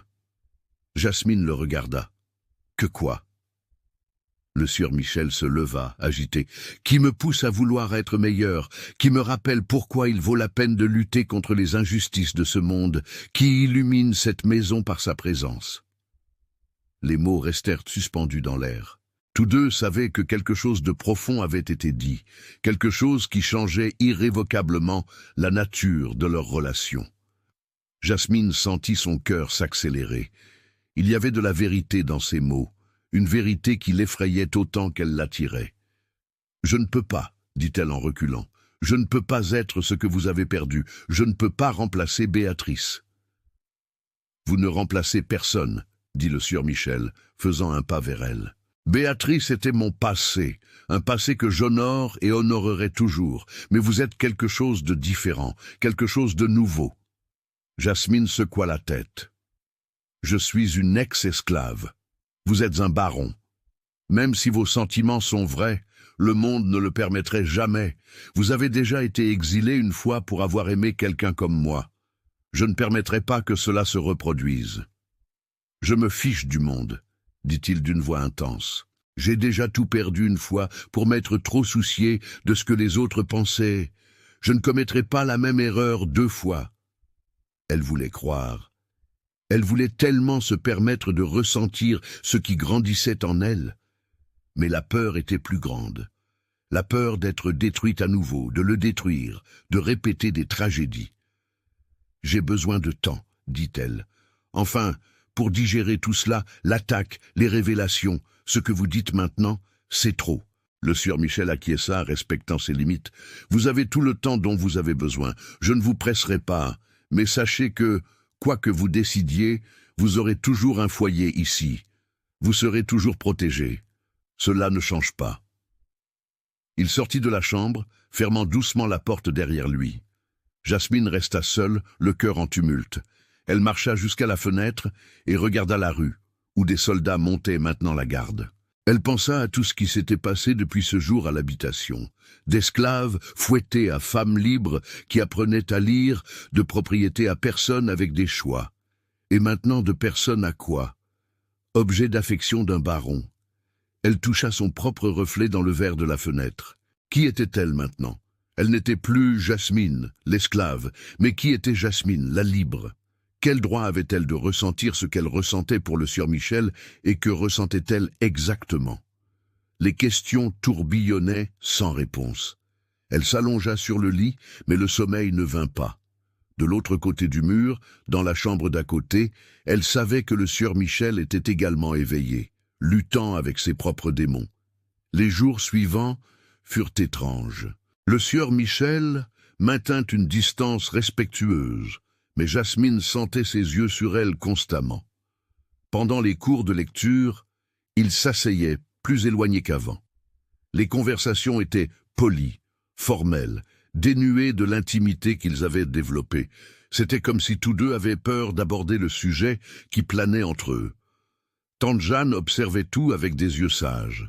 Un après-midi, tandis que Jasmine aidait à plier du linge propre, la vieille gouvernante dit « Fuir ce que l'on ressent ne fait pas disparaître les sentiments, ma petite. » « Je ne sais pas de quoi vous parlez, » répondit Jasmine, se concentrant intensément sur une chemise. « Je sais que vous savez, je vois comment vous le regardez, je vois comment il vous regarde, 2 fous dansant autour de l'évidence. » Jasmine cessa de plier. « C'est impossible, tante Jeanne.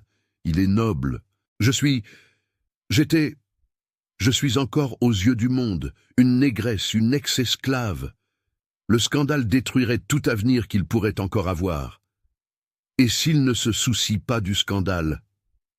Alors, c'est moi qui m'en soucie. Je ne veux pas être la cause de sa ruine. J'ai déjà beaucoup perdu, mais au moins je n'aurai pas cela sur la conscience. » Tante Jeanne soupira. « Parfois, ma petite, trop protéger quelqu'un est une forme de lâcheté, de ne pas prendre de risques par peur de perdre, mais sans risque, il n'y a jamais de récompense. » Les mots résonnèrent dans l'esprit de Jasmine. Était-ce de la lâcheté ou simplement de la prudence? Elle ne savait plus distinguer les deux. 1 semaine après l'attaque, une escorte arriva à la maison. C'étaient des officiers de la couronne, venus de Versailles. Ils apportèrent des nouvelles. Gaston de Montaigne était formellement sous enquête. Accusation de violence excessive contre les esclaves, d'évasion fiscale et maintenant d'intimidation et de faux témoignages. Séverin Bertrand s'était enfui, mais plusieurs autres commandeurs de l'habitation étaient emprisonnés, donnant des témoignages en échange de clémence. « C'est une victoire », dit l'officier principal, un homme âgé à la barbe blanche. « Grâce au rapport de votre Altesse, nous avons obtenu ce dont nous avions besoin pour agir. L'habitation Saint-Pierre sera confisquée. Les esclaves seront redistribués à des maîtres de meilleure réputation. Jasmine écouta cela, le cœur serré. Les esclaves seraient redistribués, pas libérés, juste donnés à d'autres maîtres.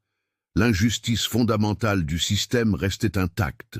Le sieur Michel remarqua son expression et dit à l'officier « Et s'il y avait des intéressés à acheter certains de ces esclaves pour les libérer ?» L'officier cligna des yeux, surpris.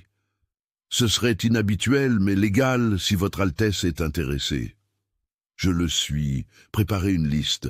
J'en achèterai autant que je pourrai. » Après le départ des officiers, Jasmine confronta le sieur Michel. « Vous ne pouvez pas libérer tous les esclaves de Saint-Domingue. Vous n'avez pas les ressources pour cela. »« Non, je ne peux pas, » admit-il, « mais je peux faire ce qui est en mon pouvoir. Et chaque personne libérée est une victoire contre ce système abominable. » Elle le regarda avec un mélange d'admiration et de frustration. « Vous êtes impossible, trop idéaliste pour ce monde cruel. Et vous êtes trop cynique pour quelqu'un d'aussi jeune, » riposta-t-il avec un demi-sourire. C'était la première fois qu'il plaisantait depuis la nuit de l'invasion. Ce moment de légèreté brisa un peu la tension entre eux. « Sieur Michel, » dit-elle, utilisant son titre pour la première fois depuis des semaines. « Je vous remercie pour tout ce que vous avez fait pour moi, pour les autres. Mais vous devez comprendre que je ne peux pas être votre projet de salut. Je ne peux pas porter le poids de vos espoirs de changer le monde. » Il s'approcha, s'arrêtant à une distance respectueuse. « Vous n'êtes pas mon projet, vous êtes mon égal. Et peut-être, si vous le permettez, quelque chose de plus, mais seulement si vous le souhaitez, sans pression, sans attentes injustes. » Jasmine respira profondément. Là était l'offre claire, non de protection ou de charité, mais de partenariat, d'égalité. C'était terrifiant et tentant à la fois. « J'ai besoin de sortir, » dit-elle soudainement. « J'ai besoin de voir la ville, de marcher dans les rues, de sentir que je suis vraiment libre, non seulement libre de mes chaînes, mais libre d'exister dans le monde. »« Alors allons-y, » dit le sieur Michel immédiatement. « Je vous montrerai Cap-Français, non pas comme ma protégée, mais comme une citoyenne. » Et ainsi, cet après-midi ensoleillé, ils sortirent ensemble. Ils marchèrent dans les rues pavées de Cap-Français, montant et descendant les pentes abruptes. Le sieur Michel lui montra les églises baroques avec leurs autels dorés.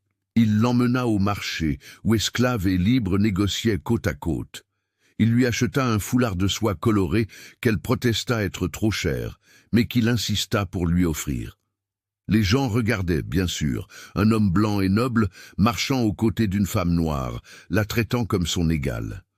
Certains regards étaient de désapprobation, d'autres de curiosité. Mais Jasmine garda la tête haute. Elle était libre, elle avait le droit d'être là. Ils s'arrêtèrent à un belvédère qui offrait une vue sur la mer. L'Atlantique s'étendait à l'infini, bleu et vert, les vagues se brisant sur la plage en contrebas. Jasmine n'avait jamais vu la mer de près. L'immensité lui coupa le souffle. « De l'autre côté de cet océan se trouve l'Afrique, » dit le sieur Michel doucement. « D'où sont venus vos ancêtres, arrachés, enchaînés, amenés contre leur volonté. C'est une dette qui ne pourra jamais être payée. » Jasmine regarda l'horizon. « Parfois, je me demande qui je serais si on ne les avait pas amenés. Quelle vie aurais-je eue? Quelle personne serais-je? » « Ce serait différent, » dit-il, « mais pas nécessairement mieux ou pire, juste différent. Ce qui importe, c'est qui vous choisissez d'être maintenant avec la liberté que vous avez. » Elle se tourna vers lui. « Et qui choisissez-vous d'être, le baron exilé qui suit les ordres de la couronne ou l'homme qui défie le système de l'intérieur ?»« Je suis encore en train de le découvrir, » admit-il. « Mais je sais que je veux être quelqu'un qui mérite votre confiance, qui mérite votre amitié. » Le mot resta suspendu. Amitié. Était-ce cela ou était-ce plus? Jasmine n'était pas sûre, mais pour la première fois, elle se permit d'envisager la possibilité que cela puisse être quelque chose de plus. Le soleil commençait à descendre, teignant le ciel d'oranges et de roses. Ils rentrèrent à pied, côte à côte, sans se toucher, mais proches. Et dans ce coucher de soleil sur Cap-Français, quelque chose commença à guérir entre eux. La confiance égratignée commençait à se reconstruire, brique par brique, mot par mot. Cette nuit-là, Jasmine écrivit pour la première fois, non seulement des exercices, mais ses propres mots. « Aujourd'hui j'ai vu la mer », écrivit-elle avec des lettres tremblantes mais lisibles. « Aujourd'hui je me suis sentie vraiment libre. » Et dans la chambre d'à côté, le sieur Michel regardait une lettre qu'il avait commencé à écrire au roi. Une lettre proposant des changements aux lois sur l'esclavage. Il savait qu'elle serait probablement ignorée, mais il devait essayer. Pour Jasmine, pour tous les Jasmines de Saint-Domingue. 2 survivants, 2 âmes blessées, commençant à rêver d'un avenir différent ensemble. Les mois qui suivirent apportèrent des changements qui, quelques années auparavant, auraient été inimaginables. L'habitation Saint-Pierre fut officiellement confisquée par la couronne. Gaston de Montaigne, ruiné et déshonoré, s'enfuit dans l'arrière-pays, disparaissant dans les terres intérieures. Séverin Bertrand fut capturé en tentant de passer à Marseille et publiquement pendu pour ses crimes. La nouvelle arriva à Cap-Français un matin pluvieux et Jasmine ressentit un étrange mélange de soulagement et de vide. Justice avait été rendue, mais cela ne ramènerait pas les années volées. Le sieur Michel tint sa promesse. Il acheta 12 esclaves de l'habitation confisquée et les libéra tous, leur fournissant des ressources pour commencer de nouvelles vies. Certains choisirent de rester à Cap-Français, travaillant comme artisans libres. D'autres partirent pour d'autres colonies, cherchant des endroits où le passé ne les poursuivrait pas. L'une des femmes libérées, nommée Bénédicte, devint une amie proche de Jasmine. Elles avaient partagé le même enfer et partageaient maintenant la même liberté impossible. « Je n'aurais jamais pensé vivre pour voir ce jour », dit Bénédicte un après-midi, alors qu'elles cousaient toutes les deux dans la cour de la maison. Libre, avec des documents, avec un nom propre qui n'est pas suivi de propriété de tel ou tel. Jasmine acquiesça en silence. La liberté légale était une chose, la liberté émotionnelle, une autre complètement différente. Elle se réveillait encore parfois au milieu de la nuit, en sueur froide, rêvant qu'elle était de retour à l'habitation. Elle frissonnait encore en entendant des cris dans la rue. Les chaînes invisibles étaient de plus difficiles à briser que les physiques. Le sieur Michel le percevait, ne pressait pas, n'exigeait pas, était simplement présent. Ses cours de lecture continuèrent, et Jasmine progressait rapidement. Maintenant, elle lisait non seulement des mots simples, mais des livres entiers, de la poésie, de l'histoire, même de la philosophie. Chaque livre ouvrait un nouvel univers, lui montrant que le monde était bien plus grand que les champs de canne de Saint-Domingue. « Vous apprenez plus vite que de nombreux érudits de Paris », commenta le sieur Michel un matin, l'observant lire un volume de Racine. « Vous devriez donner des cours, enseigner à d'autres personnes. » L'idée planta une graine, enseigner, transmettre ce qu'elle avait appris, donner aux autres le même cadeau de connaissances qu'elle avait reçu.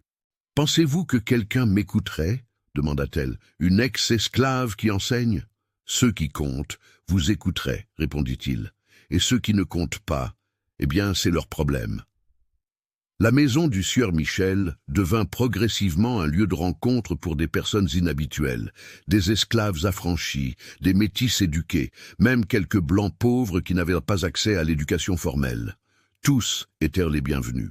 Tante Jeanne grommelait d'avoir à cuisiner pour tout ce monde, mais adorait secrètement l'animation. La maison avait repris vie. Un but. Jasmine commença à donner des cours informels dans la cour, alphabétisation de base pour quiconque voulait apprendre. Au début, seules 3 personnes se présentèrent. 1 mois plus tard, elles étaient 15. 2 mois plus tard, plus de 30. Enfants, adultes, personnes âgées, tous affamés de la connaissance qui leur avait été refusée. « Vous faites une révolution » dit Benoît un après-midi, observant la leçon. « Non pas avec des épées ou des mousquets, mais avec des lettres. » C'était vrai. Chaque personne qui apprenait à lire devenait un peu plus libre, un peu plus capable de naviguer dans un monde qui essayait constamment de les tromper. Contrats, lois, documents. Tout cela cessait d'être un mystère impénétrable et devenait un outil de survie. Mais tout n'était pas victoire. Des lettres commencèrent à arriver de Paris. La couronne était satisfaite du travail du sieur Michel pour dénoncer la corruption dans les habitations, mais il y avait des pressions pour qu'il revienne. Son exil était techniquement terminé. Il pouvait retourner en France, reprendre sa position à la cour, s'il le souhaitait. Jasmine le trouva un soir dans le bureau, regardant fixement l'une de ses lettres. Son silence disait tout. « Vous allez rentrer », dit-elle. Pas comme une question, mais comme une constatation. « Bachi ». Le sieur Michel leva les yeux. « Je ne sais pas. On m'offre un poste important. Conseiller aux affaires coloniales. Je pourrais apporter de réels changements de l'intérieur du système. » « Vous devriez accepter, » dit Jasmine, même si chaque mot lui coûtait. « C'est votre chance de faire une différence à plus grande échelle, d'aider non seulement quelques esclaves, mais potentiellement des milliers. »« Et vous ?» demanda-t-il se levant. « Que vous arriverait-il? Je resterai ici, je continuerai les cours, je construirai une vie. Je suis libre, vous vous souvenez? Je peux prendre soin de moi maintenant. » Le sieur Michel s'approcha d'elle, et Jasmine vit l'agonie dans ses yeux. « Je ne veux pas partir sans vous. » Les mots restèrent suspendus dans l'air. Jasmine sentit son cœur s'accélérer. « Vous savez que c'est impossible. Une ex-esclave à la cour de Paris serait détruite, et vous le seriez aussi. Je me fiche de la cour, je me fiche des scandales. J'ai déjà vécu cela, mais cette fois je ne fuirai pas, je ne me cacherai pas, j'affronterai tout ouvertement. » Jasmine secoua la tête, les larmes menaçant de tomber. « Vous dites cela maintenant, mais quand les pressions commenceraient, quand les nobles chuchoteraient derrière votre dos, quand les portes commenceraient à se fermer, vous me blâmeriez même sans le vouloir. Et je ne supporterais pas de vous voir tout perdre à nouveau à cause de moi. Vous ne seriez pas la cause. Leurs préjugés seraient la cause, leur cruauté. Vous ne pouvez pas assumer la responsabilité de la petitesse des autres. » « Mais je l'assumerai, » s'exclama-t-elle, « parce que c'est comme ça que ça marche. La femme noire porte toujours la faute, est toujours vue comme la séductrice, la profiteuse, la destructrice de réputation. Peu importe la vérité, c'est ce qu'ils diront. » Le sieur Michel voulut argumenter, mais il vit la vérité douloureuse dans ses mots. Le monde était ainsi, injuste, cruel, implacable, avec ceux qui défiaient ses normes. Il pourrait éventuellement survivre au scandale, mais Jasmine serait dévorée vivante. « Alors je reste, » dit-il simplement. « Je refuse le poste. Je reste ici, à Saint-Domingue, où je peux être près de vous. »« Non, » dit Jasmine avec fermeté. « Vous n'allez pas gâcher cette opportunité pour moi. Je ne permettrai pas que ce soit votre deuxième grand regret, que dans 20 ans, vous regardiez en arrière et regrettiez d'être resté. Je ne regretterai jamais de vous avoir choisi. Mais je regretterai de vous avoir laissé choisir cela, » répondit-elle, la voix brisée. « Allez à Paris, faites les changements que vous pouvez faire, soyez la voix de ceux qui n'en ont pas dans les couloirs du pouvoir. C'est ce que Béatrice aurait voulu. C'est ce que je veux. » Le silence qui s'ensuivit fut dévastateur. Tous deux savaient qu'elle avait raison, même si cela faisait mal de l'admettre. Le sieur Michel s'approcha et, pour la première fois, toucha son visage avec tendresse. Jasmine ferma les yeux, se permettant ce moment, sachant que ce serait l'un des rares qu'ils auraient. « Je vous aime, » dit-il doucement. « J'ai besoin que vous le sachiez, non pas comme un projet, non pas comme une rédemption, mais comme une femme, comme mon égale, comme la personne la plus courageuse que j'ai jamais connue. » Les larmes tombèrent, finalement. « Je vous aime aussi, » admit-elle. « C'est pourquoi je vous laisse partir, parce qu'aimer quelqu'un, c'est vouloir le meilleur pour lui, même si ce meilleur ne vous inclut pas. » Ils s'embrassèrent alors, un baiser chargé de tout ce qui ne pouvait pas être, tristesse, amour, renoncement, espoir. Quand ils se séparèrent, tous deux avaient des larmes sur le visage. « Et si je revenais ?» demanda le sieur Michel. « Dans quelques années, quand j'aurai établi des changements là-bas, quand je pourrai revenir sans éveiller les soupçons, seriez-vous ici ? » Jasmine sourit à travers les larmes. Ne faites pas de promesses que vous ne pouvez pas tenir. Vivez votre vie là-bas. Je vivrai la mienne ici. Et si nos chemins se croisent à nouveau, que ce soit l'œuvre du destin et non de promesses brisées. 2 semaines plus tard, le sieur Michel partit sur un navire pour Paris. Jasmine était au port avec tante Jeanne, Benoît, Laurent, Félicie et des dizaines de personnes qui l'avaient aidé au fil des mois.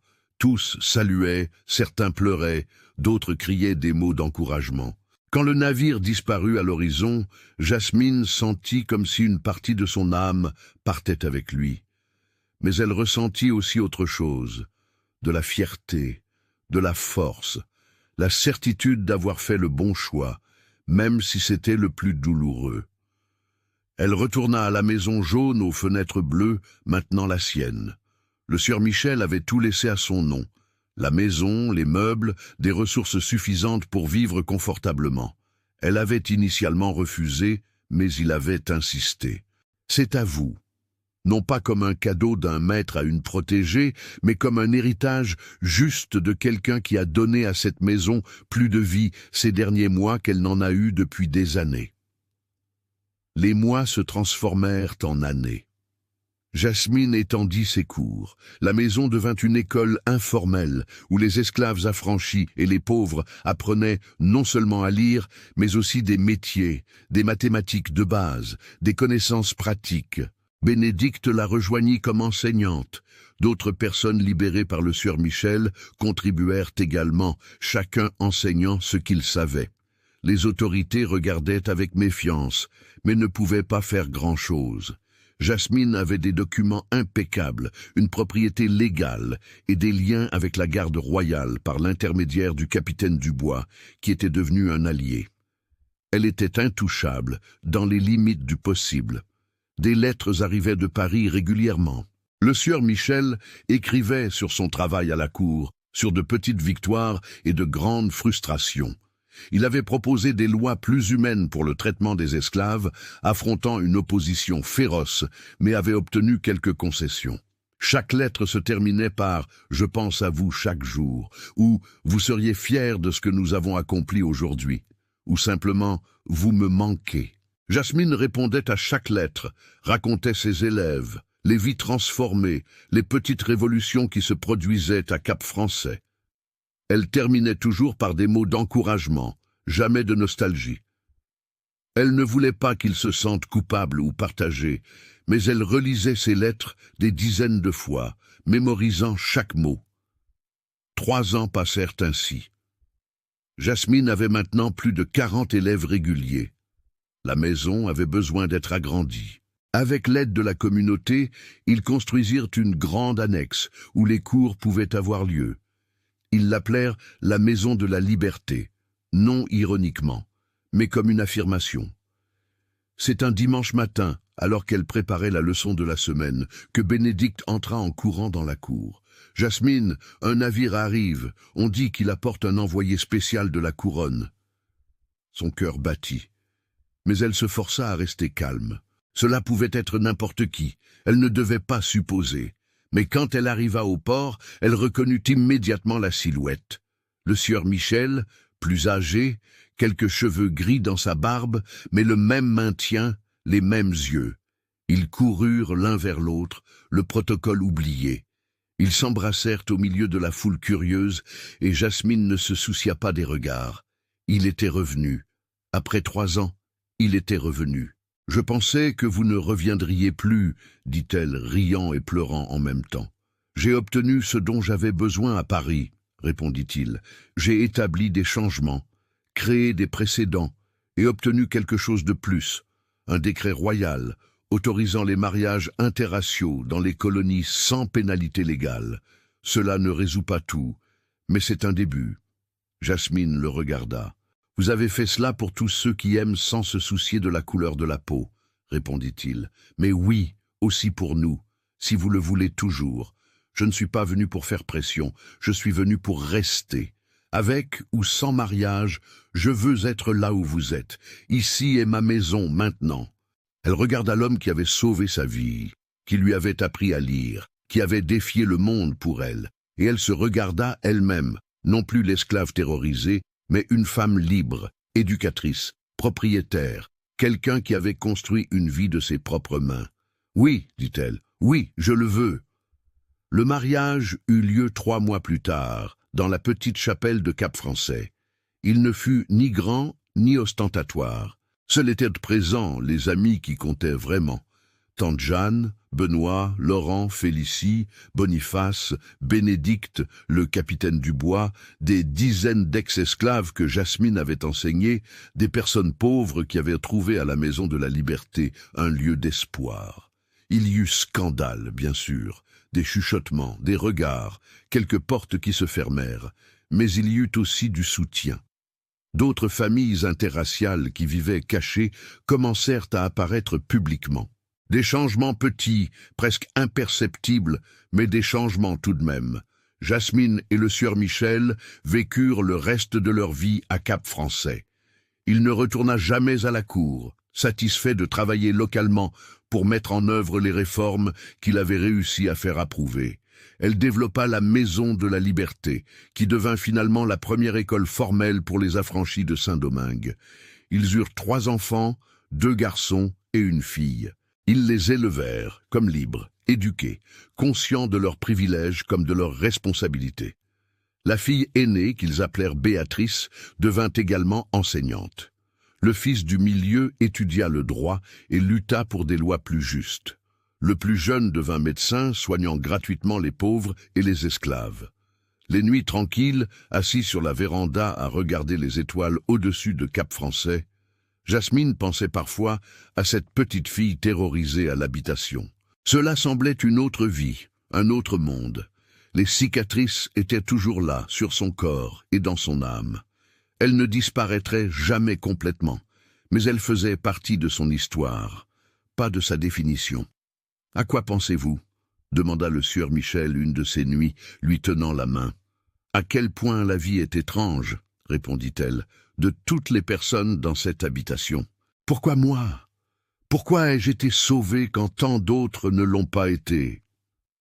Peut-être qu'il ne s'agissait pas seulement d'être sauvé, dit-il.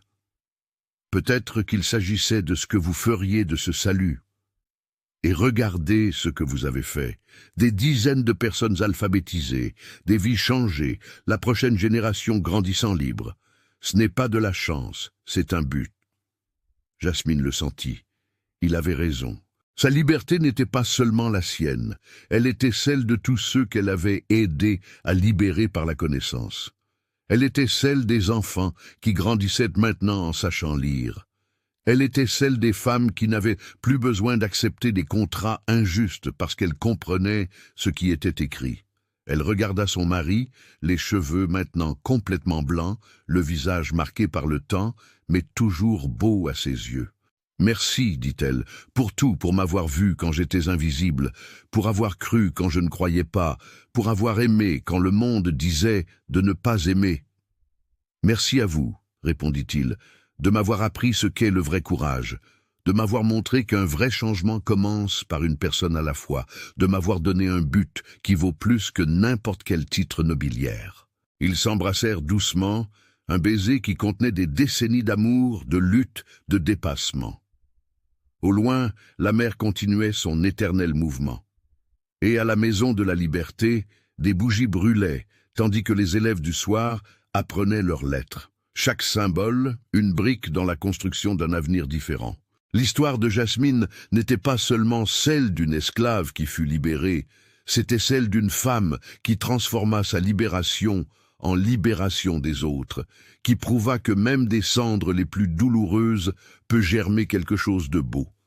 Que l'amour véritable ne connaît ni couleur, ni classe, ni chaîne, et tandis que les étoiles brillaient sur Cap-Français, témoignant de cette vie extraordinaire, le vent portait des murmures d'espoir dans tous les coins de la colonie.